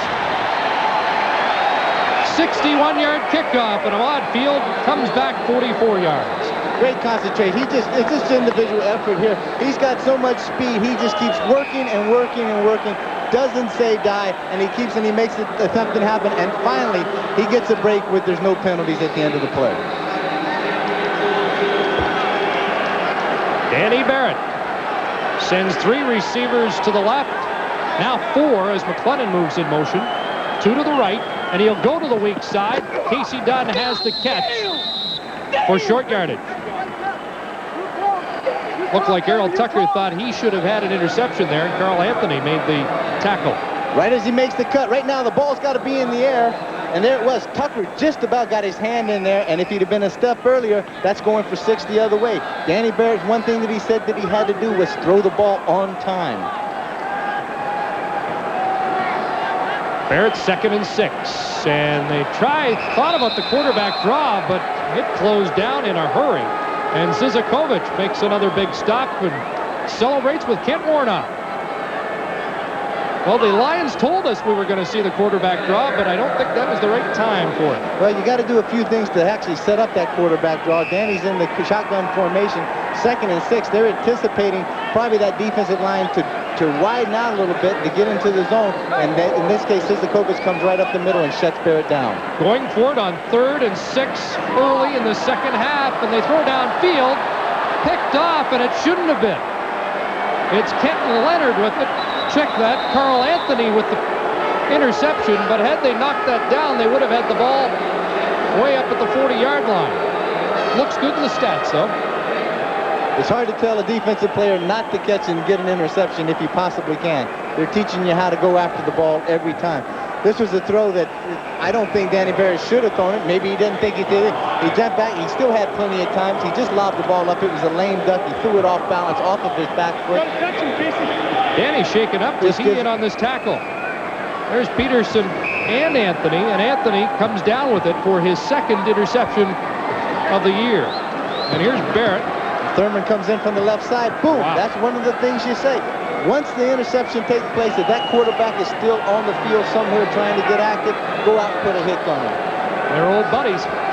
Not tonight. First down, Stampeders, and they're going deep. That's Pee-wee's. Check that, Carl Bland. Carl Bland caught from behind Ahmad Field. Downs him at the 20. Bland streaking past Field for the big catch. It's a 78-yard gain from Flutie to the veteran Bland. Big things that you always want to do offensively when you go out there. Turnover, come back, make something big happen again. Doug Flutie's got plenty of time to throw the ball, sets out, has Bland just running the streak pattern down, and this is the one time that you're going to see some of the effect of Field of working so hard, either as return and on offense, showing a little lack of speed of being able to keep up with Field one-on-one. Stamps knocking at the door again. Flutie dumps it off. Key-Man Jenkins to the 5. Remy Trudell, the safety, stops him there. That was the play that really sunk the Saskatchewan Roughriders in the opener at Taylor Field as they hit. It was right there on you. It was high. Jenkins out of the backfield, and Barrett trying to collect himself after the junior Thurman block. Hey, on that switch. Man, when we talked about it earlier, you told me to look in my hole, and that's what I was going to do. He was high. You was pulling up, the guy was right there on you, from me to you, though. I'd love to take it, man. That's what I need to go get, man. That's Casey Dunn and Danny Barrett conferring on pass patterns. Flutie rolls right, trying to get outside, and he's out of room. Chris Major forced him out at the 3. This looked like as soon as Doug Flutie came out, made a little fake to the left. It's a quarterback sweep all the way. You can see the 2 linemen pulling out in front of him. Doug Flutie wants to get out behind them and follow them right into the end zone. Number 17 is Chris Majors, who comes up, forces the play very well, doesn't allow Flutie to have any success. It'll be 2nd down and goal. Both touchdowns tonight by Calgary, scored by number 20. Let's see if he calls his own number here. Nope, it's McVeigh plunging. Lost the football. Lions have it.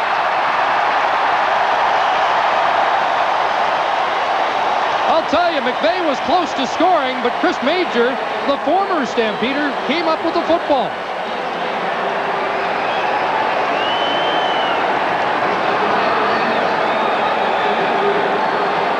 And with 7:37 to go in the 3rd quarter, if the Lions are going to get back in it, that will be a key play. Power T formation coming as McVeigh leaves his feet right there, tries to get airborne. This is a fullback. He's used to being a bruiser. Keep your feet down on the ground, be able to run over some of those people, and he comes up there. Gilchek gets to make a good stick on him, and Majors comes up with the big turnover for the defense. This is very uplifting, obviously, for the BC Lions to then give the ball back to Danny Barrett to have him hopefully make something happen. Zoc Allen with the hit on McVeigh that caused the turnover. John Volpe off the right side, gets outside, and Volpe has the first down and has got some breathing room, now loses the ball. Lions get it back. Oh boy. Greg Peterson hit Volpe. He lost possession of the football, but Darren Flutie was there to snap it up. Volpe does a great job, gets outside, just keeps working hard all the time. Has the ball here, breaks the tackle, comes outside. That's number 30 that was in there. That's Kent Leonard, who's able to come back from the backside, strip the ball out. Luckily, BC recovered the ball for him. Volpe fumbled 11 times last year, lost 7. Pass in the flat. Short gain to Volpe. Now flag down. And this one's going against Calgary, I believe. Looks like it could be roughing the passer.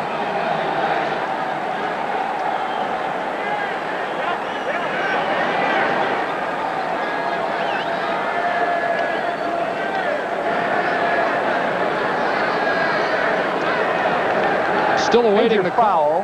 Roughing the passer. Calgary number 81. Will Johnson. First down.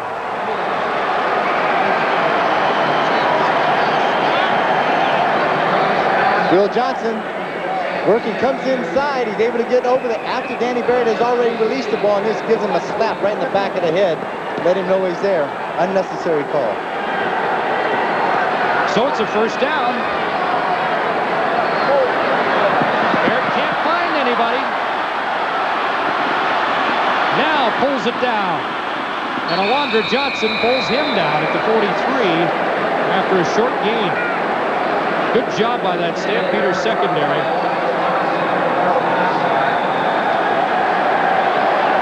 Will Johnson, one-on-one working. That's just what power going inside again against Steve Roderhauser. And then he's able to get outside. Will gets up off the ground. He's going to pursue Danny Barrett. But the good thing about that for the Calgary Stampeders is their defense stayed very disciplined, stayed deep, stayed with all of their receivers, and has allowed Danny Barrett to make him force it to run across the line of scrimmage. Big Sreko Zizakovic looks like he'll be all right after being shaken up on that last play. Brother Lubo is at the New York Giants training camp. Chris Cuthbert, Dan Kepley, Mark Lee, and the CFL on CBC crew here at BC Place Stadium in Vancouver. There's the time left, third quarter, and the Lions trying to cut into the Stampeder lead. Second down, 7. Barrett over the middle, McLennan close to a first down, and he'll get it. Had to get over the 50-yard line and does. Matt Finley with the tackle for Calgary. Maybe they had success. McLennan coming from the way outside position as the under route. And a lot of times, because the linebackers are normally deeper than you, when you catch the ball, you've got to give a little yardage. But what he did was do a good job of giving yardage and then being able to cut it back upfield to pick up the first down. 4 receivers to the right, 2 to the left, and Barrett looking for Dunn. No call, and Dunn appealing because it appeared Kenton Leonard had a hold of his jersey as the ball sailed by. Dunn with a couple of catches in this game in his CFL debut. Chris, he's looked impressive, and one thing that Danny Barrett is doing is showing that he has faith in him and being able to take him deep, and he has been able to take these Calgary defenders deep. Well, they told us they might try the no huddle tonight. Here it is, and it works to Trevathan, and he had to cut back and lost a chance at the first down, and Trevathan hits himself on the helmet as he comes up at least a yard shy. Alondra Johnson, that active middle linebacker, kept him from first down yardage. A former BC Lion who signed with Calgary as a free agent. So third down, and they'll gamble again. Not much choice. The sneak should be enough.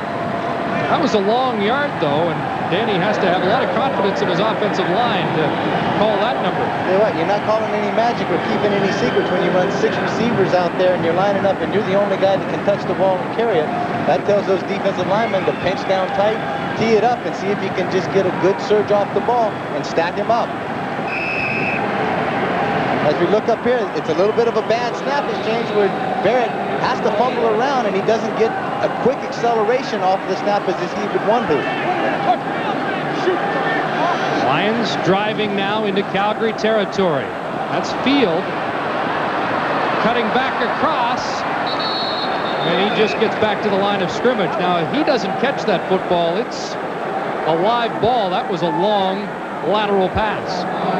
Again, and the one thing that he has to know and probably doesn't know is the fact that in a sense when he catches that ball, if the ball is thrown behind the quarterback, it is a live ball, as you just said. It is a lateral. He came back way too far on that hitch screen. They're eating up the clock, keeping Flutie off the field, but they're down by a bunch. McLennan inside. Has the first down, and McLennan to the 31. Spencer McLennan's been an active receiver for Danny Barrett and the Lions. Excellent that time by McLennan. That time when he came from the wide out, it's just a drag pattern back underneath. And as he comes back from the left side, coming from your screen, boom, he sees the catch, and then he sees Alondro Johnson, makes the cut back up the seam to pick up the first down. Very alert play by McLennan. First down. And Barrett looked for Flutie, but Darrell Hall was all over him, and Barrett paid the price.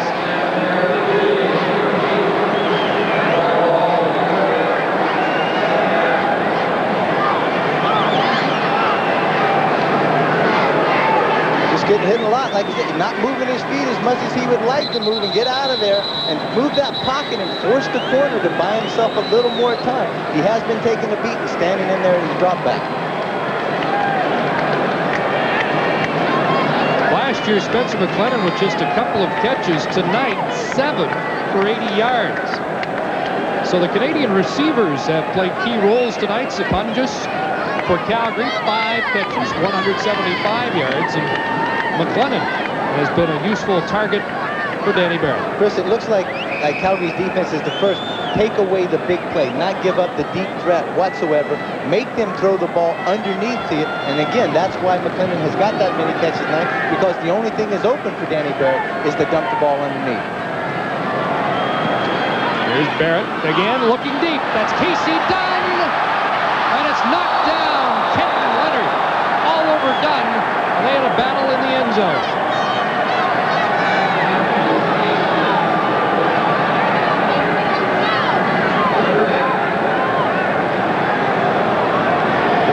When you come back to see, Danny Barrett's got plenty of time. The drag pattern's coming right underneath, as you see, but he chooses to go up over top, and this is one of the reasons why you're not having a good success in that. You've got Thurman holding it in the short range, and then you've got Leonard covering and double covering over top, and that's why it's a tough way to throw and force that ball in there.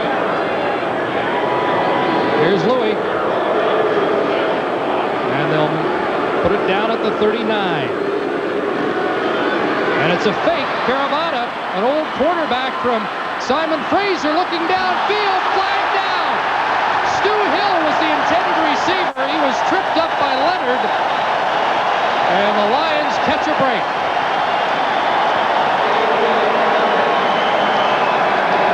Well, the crowd reacted. Sometimes that call isn't made because they seem to get their feet tangled up. Forward pass interference, Calgary, number 30. Deliberate foul, first down, point of foul. Well, they call it deliberate too, so it is at the point of the infraction. Again, that everything is a questionable call. As Caravetta comes out of there, Stuart Hill is lined up at the end position, blocks down, goes deep. He's down 25 yards, and the feet get just tangled up. Here's Mark Lee. Well, Chris, there may be a reason why the Lions faked that field goal. Dan, you were absolutely right when you said in the first half it was uncharacteristic of Louis to miss that 31-yard kick. He is not feeling a groin injury. It is his right hamstring, the same hamstring he injured in training camp. It flared up on him when Pee Wee Smith nearly blocked that punt of his in the first half. He was rushed, and he felt a twinge in the hamstring, so he's hurting right now. Louis, the original injury came when he tried to tackle a teammate during a punt return drill in a practice session, which had Bob Obilovich pulling out his hair. Let's get real about this. Kickers are a different breed of guys anyway. Now, Louis doesn't, kickers most of the time don't tackle anybody to begin with, but here he is, he's going to tackle somebody in a scrimmage at a practice in training camp. After 16 years, you would think that Louis would let a guy go that time. Well, there's a real debate on the field, and I think the question is whether or not that was a deliberate pass interference call or not. It appeared that they just got their feet tangled up, but that's why the debate. sure why the discussion continues with Danny Barrett. But Bud Steen continues to try and sort it out. 1:56 to go, third quarter.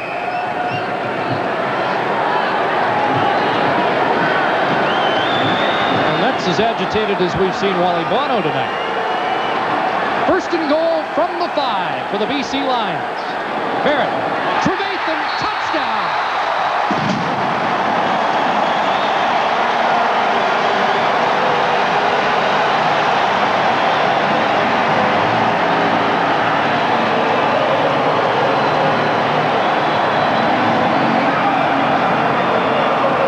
Danny Barrett came into the game with no touchdown passes. This is second of the night. Danny Barrett does a great job. He reached the base and he's waggled out. Third in the slot on the wide side of the field. All he does is come out, dump the ball. There's Murray. He's giving out gifts, giving out some bear paws right there, some lion paws. Danny Barrett says, yep, you made the read, I make the throw. We'll play pitch and catch all night. Bisaglia adds the extra point. And now the lead, Calgary 30, the Lions 15. Welcome back to Vancouver and BC Place Stadium. We're late third quarter. Bobo Bilovich looking for his first win of 92. Wally Buono trying to maintain that perfect record as a head coach in July. What great starts he's had with Calgary. Wally 4-0-1 a couple of years ago. Last year 6-0 to start the season. This year 2-0 and 15 points up as he pursues his third straight victory of this 92 campaign. Here comes Pee Wee Smith.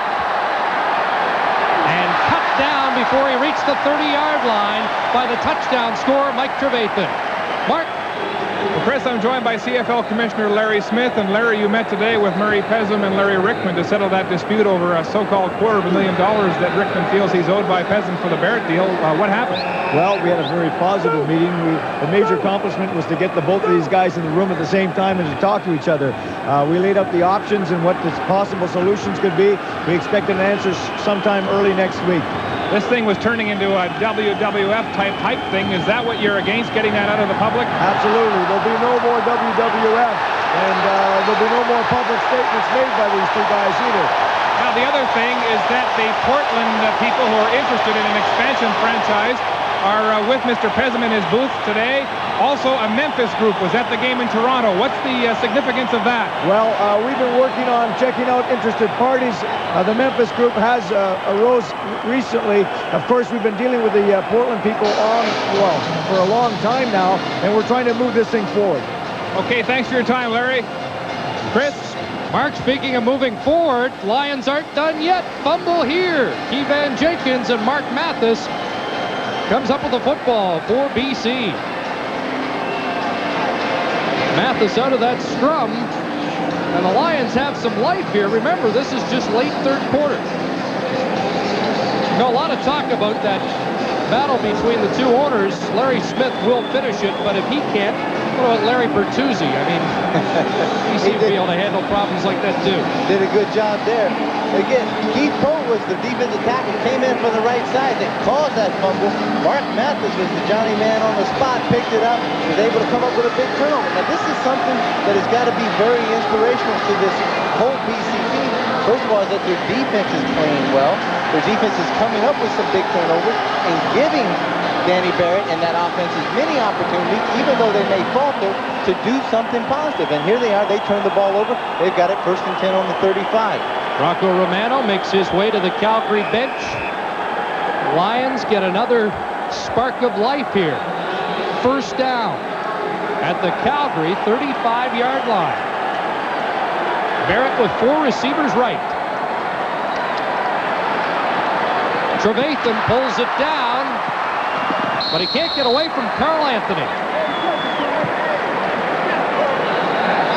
And it's a short pickup, if any gain at all.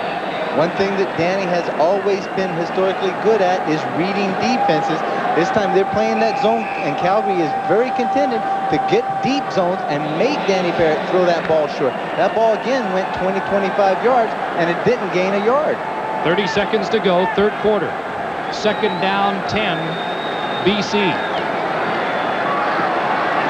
Barrett looking deep, Dunn, and he had bounced off Errol Tucker. They collided about the 15-yard line, and Dunn couldn't catch up with that football.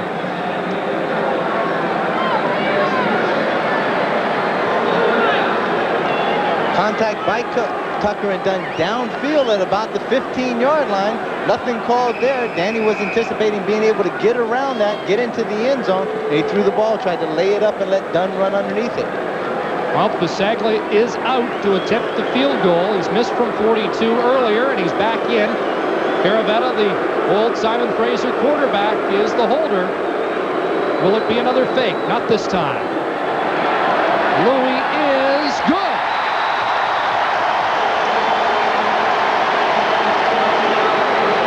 And the veteran,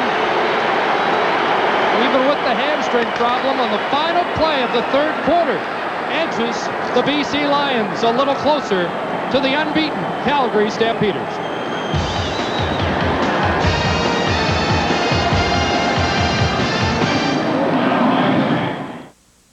Although the Lions have had the football for 6.5 minutes more than the Stampeders, and yet they're down by 12. Errors and penalties have been the major key in this game right here of what the difference in that score is, seeing as they've had the ball that long. Short kick. McVeigh fields it for Calgary. Lost it. Lions have it.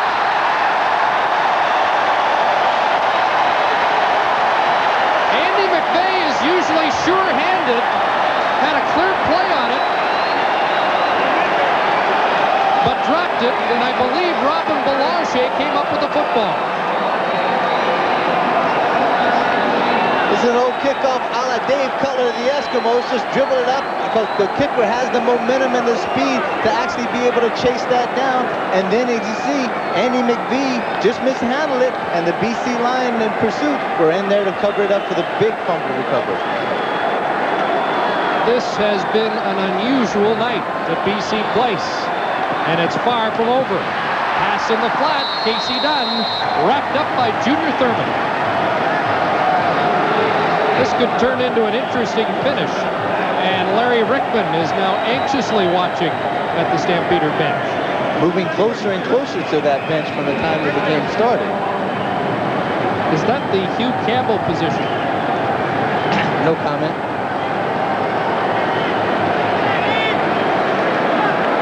Pez looking on as Barrett plunges for a first down. We're a minute into the fourth quarter. The yards between the two quarterbacks are just that different. Some of those yardage came from Flutie on miscues in the secondary of the BC Lions. Needless to say, it shows up as numbers in a differential.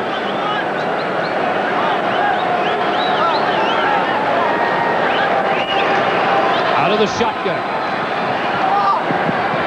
Looking for Ahmad Field, and he has his first catch. Ahmad Field over Junior Thurman.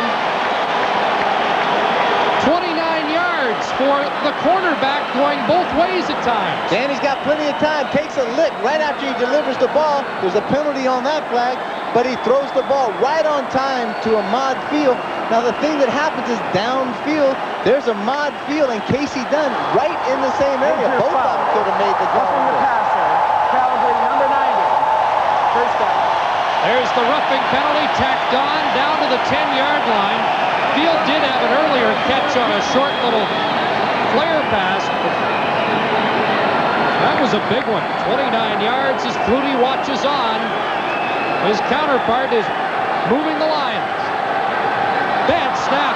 Barrett covers it. Into the end zone for Dunn, and he can't catch it. Well, Barrett showed the presence of mind to scoop up that ball and at least have a chance of making something out of it. Good effort. Low snap. Danny's expecting it up around knee level. Does a great job to get his hands on the ball. Realize that all he wants to do is throw this ball away so that he can line it up for another throw. He's frustrated at this point because he may have had a great call play for a touchdown. Also a little frustrated. He's taking some punishment from his old teammates. That's a very physical Calgary Stampeder defense. It really is quite motivating, particularly as a defensive team, when you play against one of your former teammates, particularly in that position as a quarterback, but you let him know that you're around you all the time. It's all done out of good, clean affection. Doug Flutie looking on. Murray Pessim's box in the background. Doug yesterday suggested it would not have taken much for the Pez to have kept him here had he been a little more creative with the offer. But it's history now. They had a little meeting before the game at midfield, embraced. Here's Mark Lee. Well, Chris, what a difference a touchdown can make. I was looking at this BC bench just before Andy McVeigh fumbled the ball away in the third quarter on the goal line. There were all kinds of long faces, but now everybody's hugging, everybody's on the sidelines. They're into this game. They think they can win it now. Second down. Volpe. Great defensive play there. Darrell Hall moved up. Will Johnson came across, and Volpe couldn't get loose. And it's third down, and Bob Obilovich has a decision to make. Big thing that's happened on this play here with Volpe. You're dumping it out there, but you're going right into the teeth and the strength of that Calgary defense, and that's their team speed. They have got so much pursuit speed that's out there. Once you dump it out there like that, you can see where Darrell Hall came up and shut it down for no gain. Down by 12 with 12:15 to go. Bob Obilovich leaves his offense in. Third down. Barrett looking for Trevathan. Oh, flag down as Trevathan dropped the ball. But they get the pass interference call, and the Lions' drive will continue. Trevathan missed time to jump 2 weeks ago in the end zone and failed to come down with the ball, and that one was catchable too, although he may have been thrown off by the pass interference play. Trevathan lines up as the third guy inside, runs a post corner back to the outside. All Danny does is come out to the wide side of the field, set up behind the tackle, lob it up into the corner. We'll listen to the call by Forward Bud. pass interference. Calgary, number 19 in the end zone. It was an unintentional foul. The penalty is applied half the distance from the goal line. First down. First down. Here's our argumentation of it. This is called an unintentional call. As the ball's laid up there into the corner, Trevathan's trying to get the gun and turn around to make the play. And again, the hand goes up. That's Anthony. Gets his hands up. No catch. So instead of at the 1, had it been intentional, it's halfway. So at the 5, Volpe down to the 3.5-yard line. Some tough sledding down there now. And this one's heating up as Bob Obilovich reflects it in his emotions. Tough to score from this range for the Lions. Wally Buono's defense, number 1 against the rush.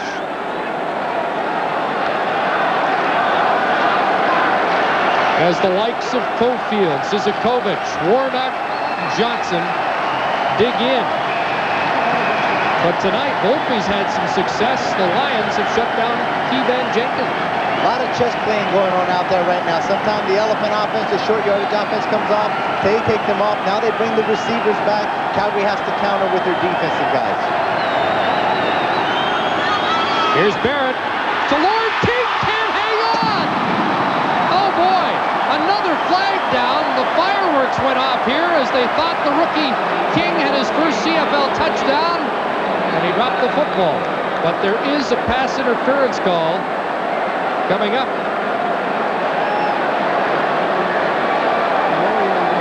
As Lauren King.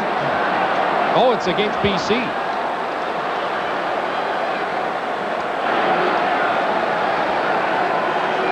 And I think that would have been against Dunn, the wideout, the rookie on the right-hand side. And he was the wideout trying to run out and clear out that zone so that King could slide out of the backfield into the end zone. Here's an interesting debate. Matt Finley carrying on the conversation with the Stamps bench. Do you go 3rd and 3.5 and decline the penalty, or take it and push the Lions back? Offensive forward pass interference. British Columbia, number 80. Second down repeated. That is done. Was done on the outside. As I said, he was trying to get around, and he just ran over Tucker. and they called him for the offensive pass interference. That is the first penalty by the Lions in the second half after really keeping the officials busy in the first half. Second down over. Barrett. Trevathan dives to the 9, and it'll be third down and goal from there. Looked like Matt Finley wanted the Stamp bench to decline the penalty and go third from the 3.5, but I think Buono made the right decision. Absolutely. I think as far as linebackers have a lot more experience in calling these things and being a linebacker, knowing that it's a lot easier trying to stop somebody possibly at 2nd and 15 than at 3rd and 3.5. Well, we're down to under 10.5 minutes to go, and once again, Bobo Bilovich going for it on 3rd and goal from the 9. In the end zone, way overthrown. The intended receiver was Trevathan. And a great Lions drive goes for naught. They're still down by 12. Well, the Pez thought he was going to get a chance to make more noise here at BC Place, but the drive stalls, and Larry Rickman's team still has that 12-point lead, but still a lot of time left in what's been a wild football game at the Dome. Well, the BC, they knew that they're going to have to make 2 scores anyway if they were going to take the lead in this game. But this thing is just as good as a kickoff, just as good as a punt. You got Calgary backed up deep into their own end, trying to come out. Now if this BC defense can rise to the occasion. Flutie, play action.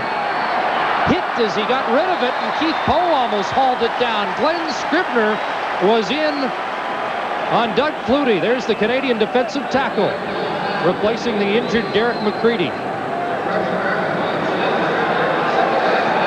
You see Hill and Covington working at the outside, and all of a sudden there's Scribner breaking the seam and getting away from the block and getting up in Doug Flutie's face, forcing him to throw the ball. Now it's 2nd and long. Lions defense trying to dig in here. Flutie looking downfield, picked off by Mark Mathis. Mathis down the sidelines, inside the 15. Doug Flutie may have gone to the well once too often. He was looking for Dave Sapungis. That time Mathis read it beautifully.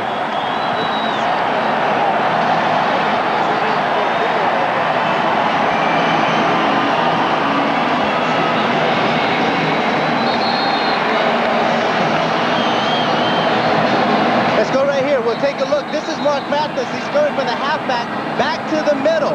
Okay? Now he's going to become the safety. Now as Doug Flutie comes back, he reads to the wide side, tries to throw back to the wide side, to the short side here.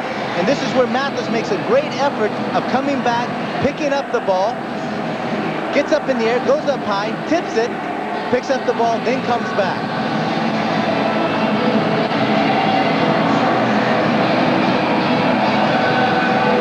Shot the catch there because Mathis had to go all the way from his halfback position to get deep. He was late getting deep as the safety and then turned around to get back over to make the interception. There's the shot on Flutie, right there. Looks like, I'm not sure, Flutie not happy with his treatment. We saw Danny Barrett throw an interception earlier and receive a wicked hit. Well, the Lions have used turnovers to their advantage in this game. 10 of their points have come via the turnover route. Bruce Covington was shaken up on the last play, but has gone off over his own steam to the Stampeder bench. Well, they're knocking at the door again. There's the option this time. Barrett kept it and is down at the 7. Will Johnson draped on top of him, and Barrett is hurt. He has taken some punishment tonight, and we will now see Tony Kimbrough for at least one play. Under normal conditions right there, Danny Barrett would have pitched that ball. But this time he tries to turn it up because in any previous cases before, he automatically got rid of the ball very quickly and dumped it up. Tim Cofield's waiting there, playing the quarterback, and Danny Barrett decides to turn it upfield, and Cofield, being one of the strongest guys, if not the strongest guy on the Calgary Stampeders, puts the squeeze on him and drives him down to the turf. Tony Kimbrough, coming into the game, actually had better numbers than Danny Barrett. He has been impressive in relief so far this year. As a backup to Doug Flutie a year ago, Kimbrough threw the ball just 4 times. Well, some concern about Barrett as we join Mark. Thank you, Chris. Well, I'm on the BC Lion bench with running back Mike Marasco, who injured his knee in the first half. Mike, how serious is the injury? Doctor's diagnosed as a torn anterior cruciate, so it looks like it's pretty serious. Got swelling going down for a couple of weeks. Looks like I'll be heading into the hospital for an operation, so just got to keep going. That's it for the season, then? Looks like it that way, but you never know. Maybe back by the end of the year. We'll see how it goes. Good luck. Chris? Tough break for the Lions, and now the concern shifts from Marasco to Barrett, who you don't want to try and diagnose anything from up here, but they appear to be looking at the right shoulder of Danny Barrett. Interesting situation, Dan, for Kimbrough as we take another look at what may have happened here. And here comes Johnson. As you see, Cofield's got him down around the ankles. Johnson in pursuit comes from the offside and just tackles up top and drives that shoulder down into the ground. And we'll see. Hopefully it's not too serious for Danny Barrett. Barrett's up. But clearly the right elbow, right shoulder giving him problems. Nice round of applause from the fans at the Dome. But Kimbrough's in an interesting situation here. The first 2 times he comes in, the Lions are out of the football game. There's no pressure. But here with 9:09 to go, Kimbrough in relief could be a hero.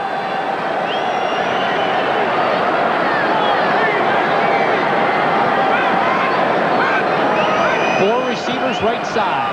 Short drop. Darren Flutie off his hands. Flag is down. Kimbrough came in. He came with a long stuttered count and could have drawn Calgary offsides. We'll wait to hear the call from Bud Steen. Goes to the other side. Different cadence, and it drew his own. Absolutely. Different cadence, different caller, somebody that they're just not used to. Here's the call from Bud. Offside. BC number 82. Penalty is declined. 3rd down. We're back to these 3rd down gambles again as we take another look at Darren Flutie. And he made the stutter step. 3rd down for BC. They can make a 1st down without scoring a touchdown. They need 6. Kimbrough pump once, throws, and Flutie can't reach it. Errol Tucker bumped him, but it was a fine defensive play, and again, the Lions come up empty. With 8:31 to go, it's still a 12-point Calgary lead. Well, football is full of heartbreak, and this is just one more example. Danny Barrett has a slight shoulder separation. He said that when he was tackled on that play, the lineman drove his shoulder right into the turf, and he felt it go numb immediately. Right now, the trainers are taking off his pads. They'll wrap up the arm and immobilize it, but he is finished for this game. We don't know how long he'll be out. Chris? Nothing but hardship for Danny Barrett in his first 3 weeks as a BC Lion. Here's Keevan Jenkins out of the backfield. Hauled down by O.J. Brigance at the 15-yard line. Really frustrating because it was starting to come together here for him. Always just a great positive person, and at this moment in time, it's very hard for him to see anything positive coming out of this situation. Gain was 8 for Jenkins. Let's see if the Stamps can convert on 2nd down and maintain possession. Jenkins can't hold on. And so the Lions will get the football back again in good field position. And this young defense, which has been led by Mark Mathis in the 2nd half, has done a pretty good job on Doug Flutie. They've done some great things, just making a couple of changes with Allen and Scribner in there. And all of a sudden, they're playing some very inspired football back there. This came in with Calgary, got the ball back after 2 plays, and going to turn it over and see what Tony Kimbrough can do. Just the 3rd punt of the game for Tony Martino. And they may go after him here. Gets it away, and Maurice Smith, the lone man, back. Smith broke a couple of tackles, finally down by Dave Sapunjas and Carl Douglas. Carl Anthony, 35-yard punt and a 12-yard run back, and Kimbrough has pretty good field position, and I'm not sure that Bobo Bilovich really thought he'd get this many chances at it in the fourth quarter, because now you look back, had they tried the 2 field goals, they'd be within 6 points.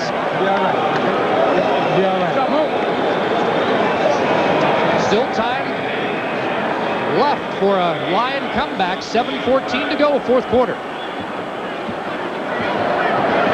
Tony Kimbrough at the controls in relief of the injured Danny Barrett. Knocked down. Will Johnson, the all-Canadian defensive end, put up those big mitts and knocked it down.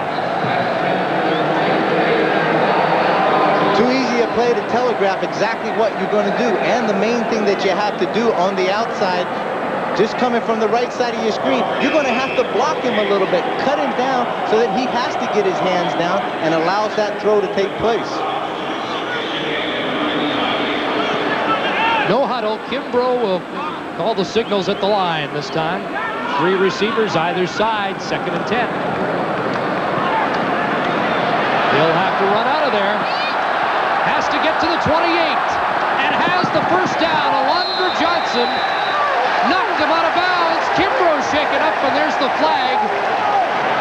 15 yards will be tacked on to that first down run by Tony Kimbrough, and Kimbrough is up limping, but he'll be all right to go back in. Major foul, unnecessary roughness. Calgary 51, first down. Calgary, without a doubt, giving BC as many opportunities as they can to get back into this football game. Easily, Alondra Johnson could see that Kimbrough's not going to go anywhere, but he's going out of bounds right there. No need to throw that. Just a missed play that it should never take place, a mental lapse that Alondra Johnson took. It seems like most of this fourth quarter has been played right in this area. At the 13-yard line, first down, BC. John Volpe flagged down, and Volpe down quickly too, perhaps a loss of 1. And the Stamps signaling that it's likely holding against BC.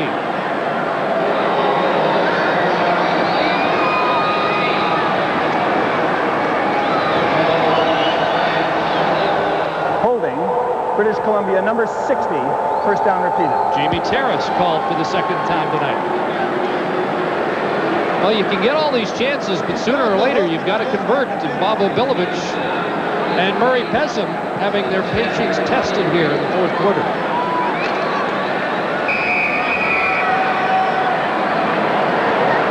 Looks like the Pez is ready to send in a play from the owner's box. Just 1 touchdown in the 4 possessions from down deep. Kimbrough first down long. Pressure. Gets it away. Incomplete. Matt Clark closest to the football. But Kimbrough did well just to get rid of it as he was falling. Definitely a coverage sack that time. As Kimbrough came back, that Calgary defense laid back there, played perfect defense, not allowing him to have any open receivers to throw to. And again, the more time that it takes, he's still taking, he's mixed up. He's trying to find a receiver somewhere. He can see Zezakovic come in there, grab a hold of him. Oh, that was Kent Warnock. It's Kent Warnock coming in from the left side, grabs a hold of his ankles. Now if there's a panic situation, sets into place, and he just has to dump the ball way off balance. 16 sacks 2 years ago for Warnock. Bobo Bilovich now. It's a 2nd down play.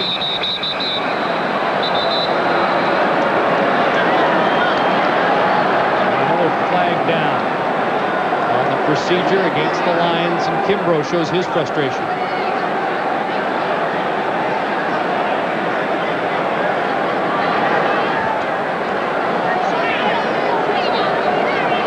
Time count violation. BC number 11, 2nd down repeated. It goes without saying, Chris, that at this time, that young quarterback's got to go in there and show tremendous confidence to the rest of those guys and be able to control this thing and be disciplined about how he calls his plays and getting things in and out, getting to the line of scrimmage so that it gives him enough time to read the defenses and see what's going on. 2nd now and 25. Kimbrough has trouble with the snap, and he's down again. Cofield that time, and they're in reverse now, and for the first time tonight, the fans getting on this Lions offense. Third down, and now they're almost at a field goal range. Drops the snap from the shotgun, and Cofield's coming right off the right-hand side over Rodehusker and gets a sack right behind him. Doesn't stand a chance. Again, even if he'd had a chance to hold on to the ball, Cofield was coming so hard off of that right corner, he'd have never gotten thrown off. At the 36-yard line, the ball is spotted, so it's a 43-yard attempt for Bisaglia. And with that sore hamstring, this is close to the top of his range. Hit that one better, though, but wide. And they'll give up the single point as Greg Peterson puts the knee down. All these chances in the fourth quarter, but just the 1 point. It's 30-19 with just under 5 to go. There's younger brother Darren Flutie, who has a touchdown tonight. And Doug, 6 for 8, 163 yards in the second half. Doesn't seem like the Stampeders have had the football very often. In the second half of play, Flutie has thrown an interception. But the Stampeder defense proved to be strong and didn't budge. Incompletion there as the intended receiver was Carl Bland. One of the very few times that Doug Flutie came out into a balanced formation with two backs in the backfield. You can see right here, Doug backed off of that a little bit, just threw the ball short. This is the type of game that the Stampeders are not going to feel too happy about and just glad to get out of here with a win. It has not been a vintage Calgary performance. Flutie has Bland, and Bland almost slipped away from Ray Smith. There is a flag down. But it was interesting, Dan, when you talked to Wally Buono yesterday, both on the same wavelength, the type of approach that Calgary has going into this season. This is a very mature football team. Well, it certainly is. I mean, it looks like this is a team that is playing with just a great procedure. Calgary number 25, second down repeated. Dave Sapunjas. The sponge is coming off there, getting in an illegal procedure. But they're playing with a tremendous amount of confidence. It's the kind of thing that they are focused. They have purpose for this year. It's like that they got a taste of what it was like to get to the Grey Cup last year, but it's not good enough anymore to get there. They want to get there and to win it. He had an interesting comment while he said, you make plans to the Grey Cup in February, not in October. There's another completion to Bland, who has been the target on 3 straight plays, and that's the way the Eskimos used to approach things. Chris, we used to take it one step further. We used to go to the bank and kind of borrow money to go in February, to borrow money on the playoffs and the Grey Cup for the upcoming year.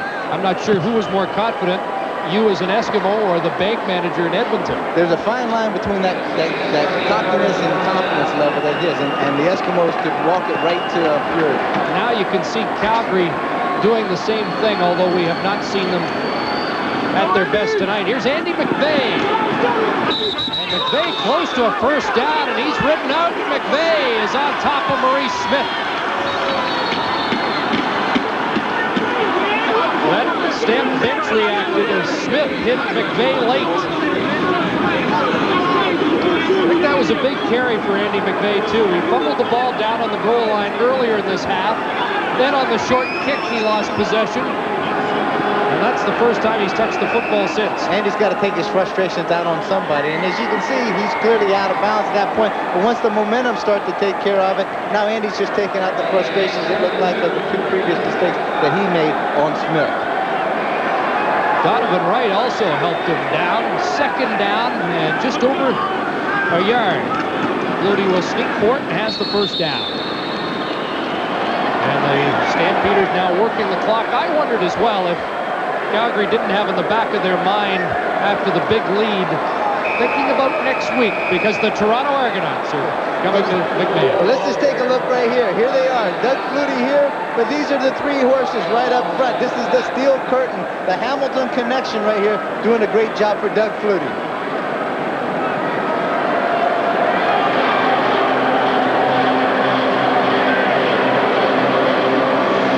Flutie with the first down, and the Stampeders still in control.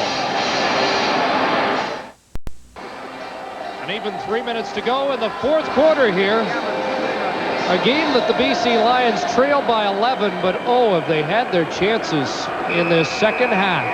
And I'm sure Bob Obilovich will think long into the night about the squandered opportunities.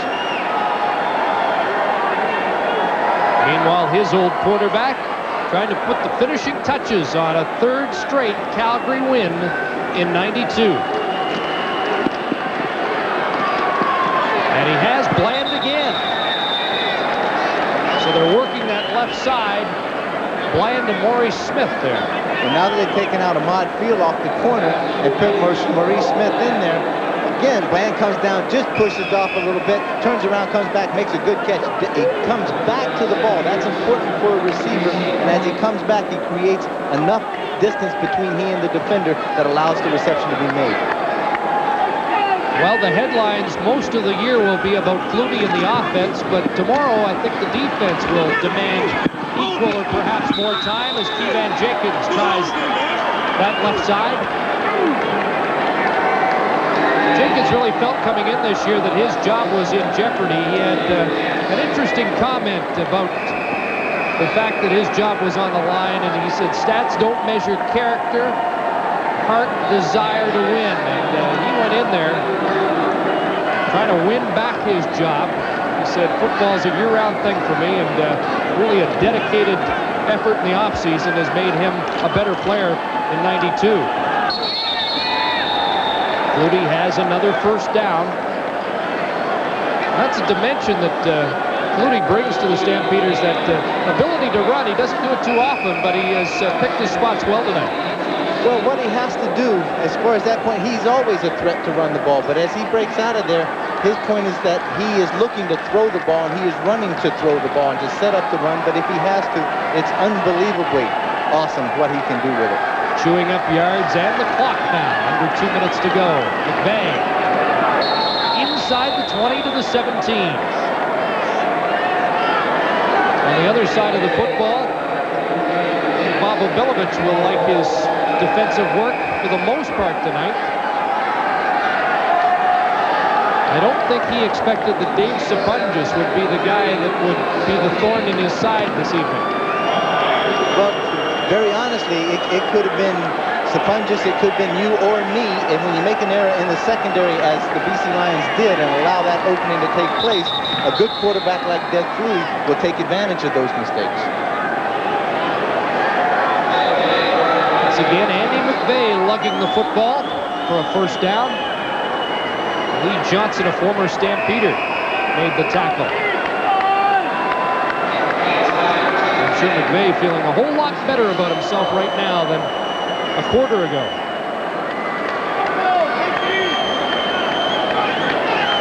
Well, Darren bought lunch yesterday for brother Doug. We'll buy the post-game beer. Clock winding down to just over a minute to go. From what I understand, I think the Calgary Stampeders are chartering out right out of this, so Doug's going to get off a little lightly and probably not have to buy that dinner. Because if I was Darren, I would take him out for the big dinner and be eating everything that I could if Doug was going to buy. How about next week? Lions dropping to 0-3. Calgary will go to 3-0, and they've got a meeting with their Grey Cup finalists from a year ago, the champions from Toronto. Here's Flutie sprinting out to the 5. Flutie, touchdown! Doug Flutie with his third touchdown of the game to put an exclamation mark on his homecoming to BC. Just exactly as we were talking about earlier, Chris. He sets up his own run. This time he fakes the handoff to Keevan off the right, and he runs up on the naked bootleg all by himself. Goes off the right side, holds it on his hip, comes out all by himself, and he's not looking, because most of the time he'd have his hips turned a little bit and his arm pumped up like he wants to throw the ball. He tucks it away, and he knows that he's going to run the ball and get it into the end zone for 6 points. The finishing touches by Doug Flutie.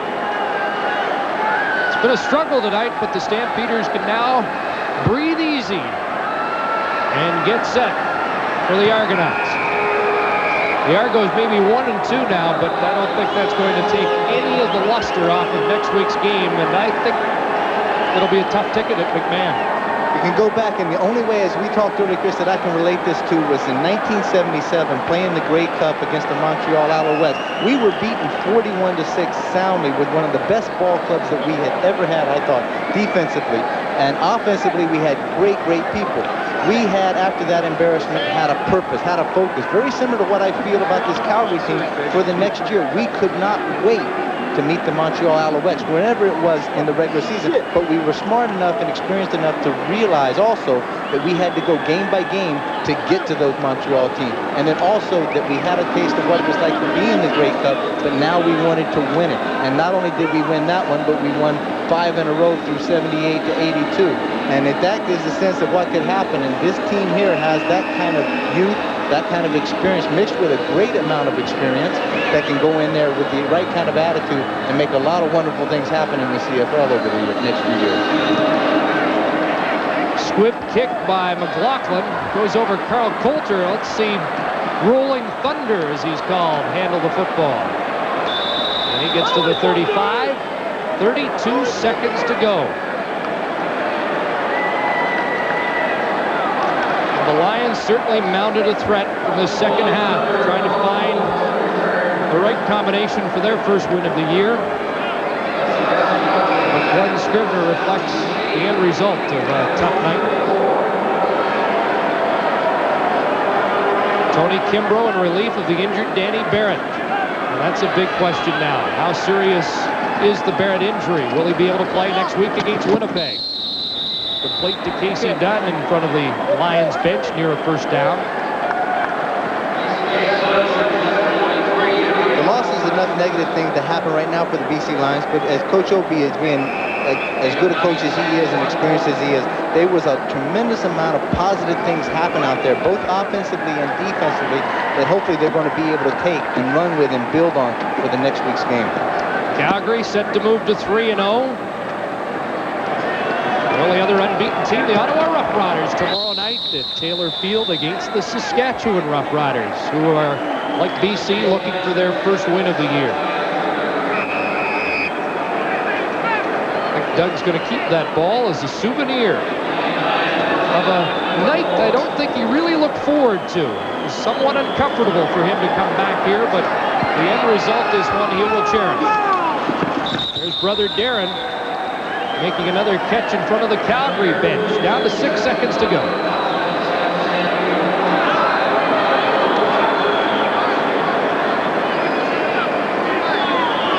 Darren Fruity with a touchdown pass tonight from Danny Barrett. Casey Dunn being a great excitement and a newfound treasure, hopefully, for the BC receiving corps. 37-19, likely the final play of the game. Kimbrough's going to air it out. Nothing but Stampeders waiting for it, and it falls to the turf. No flag, so that is it. Stamps are 3-0, while Ivano's still perfect in the month of July, and Doug Flutie's homecoming is a success. The BC Lions back to the drawing board. Absolutely, and now they've got to start off, because the first big mark they got to make is what kind of quarterback and who we're going to have lining up number 1 next week. Let's take a look and go down to Mark. Now let's join Mark Lee. Well, the final score here, 37-19 for the Calgary Stampeders, as Doug Flutie leads his team to victory in his first return as a Stampeder to BC, running for 3 touchdowns tonight in that leading effort.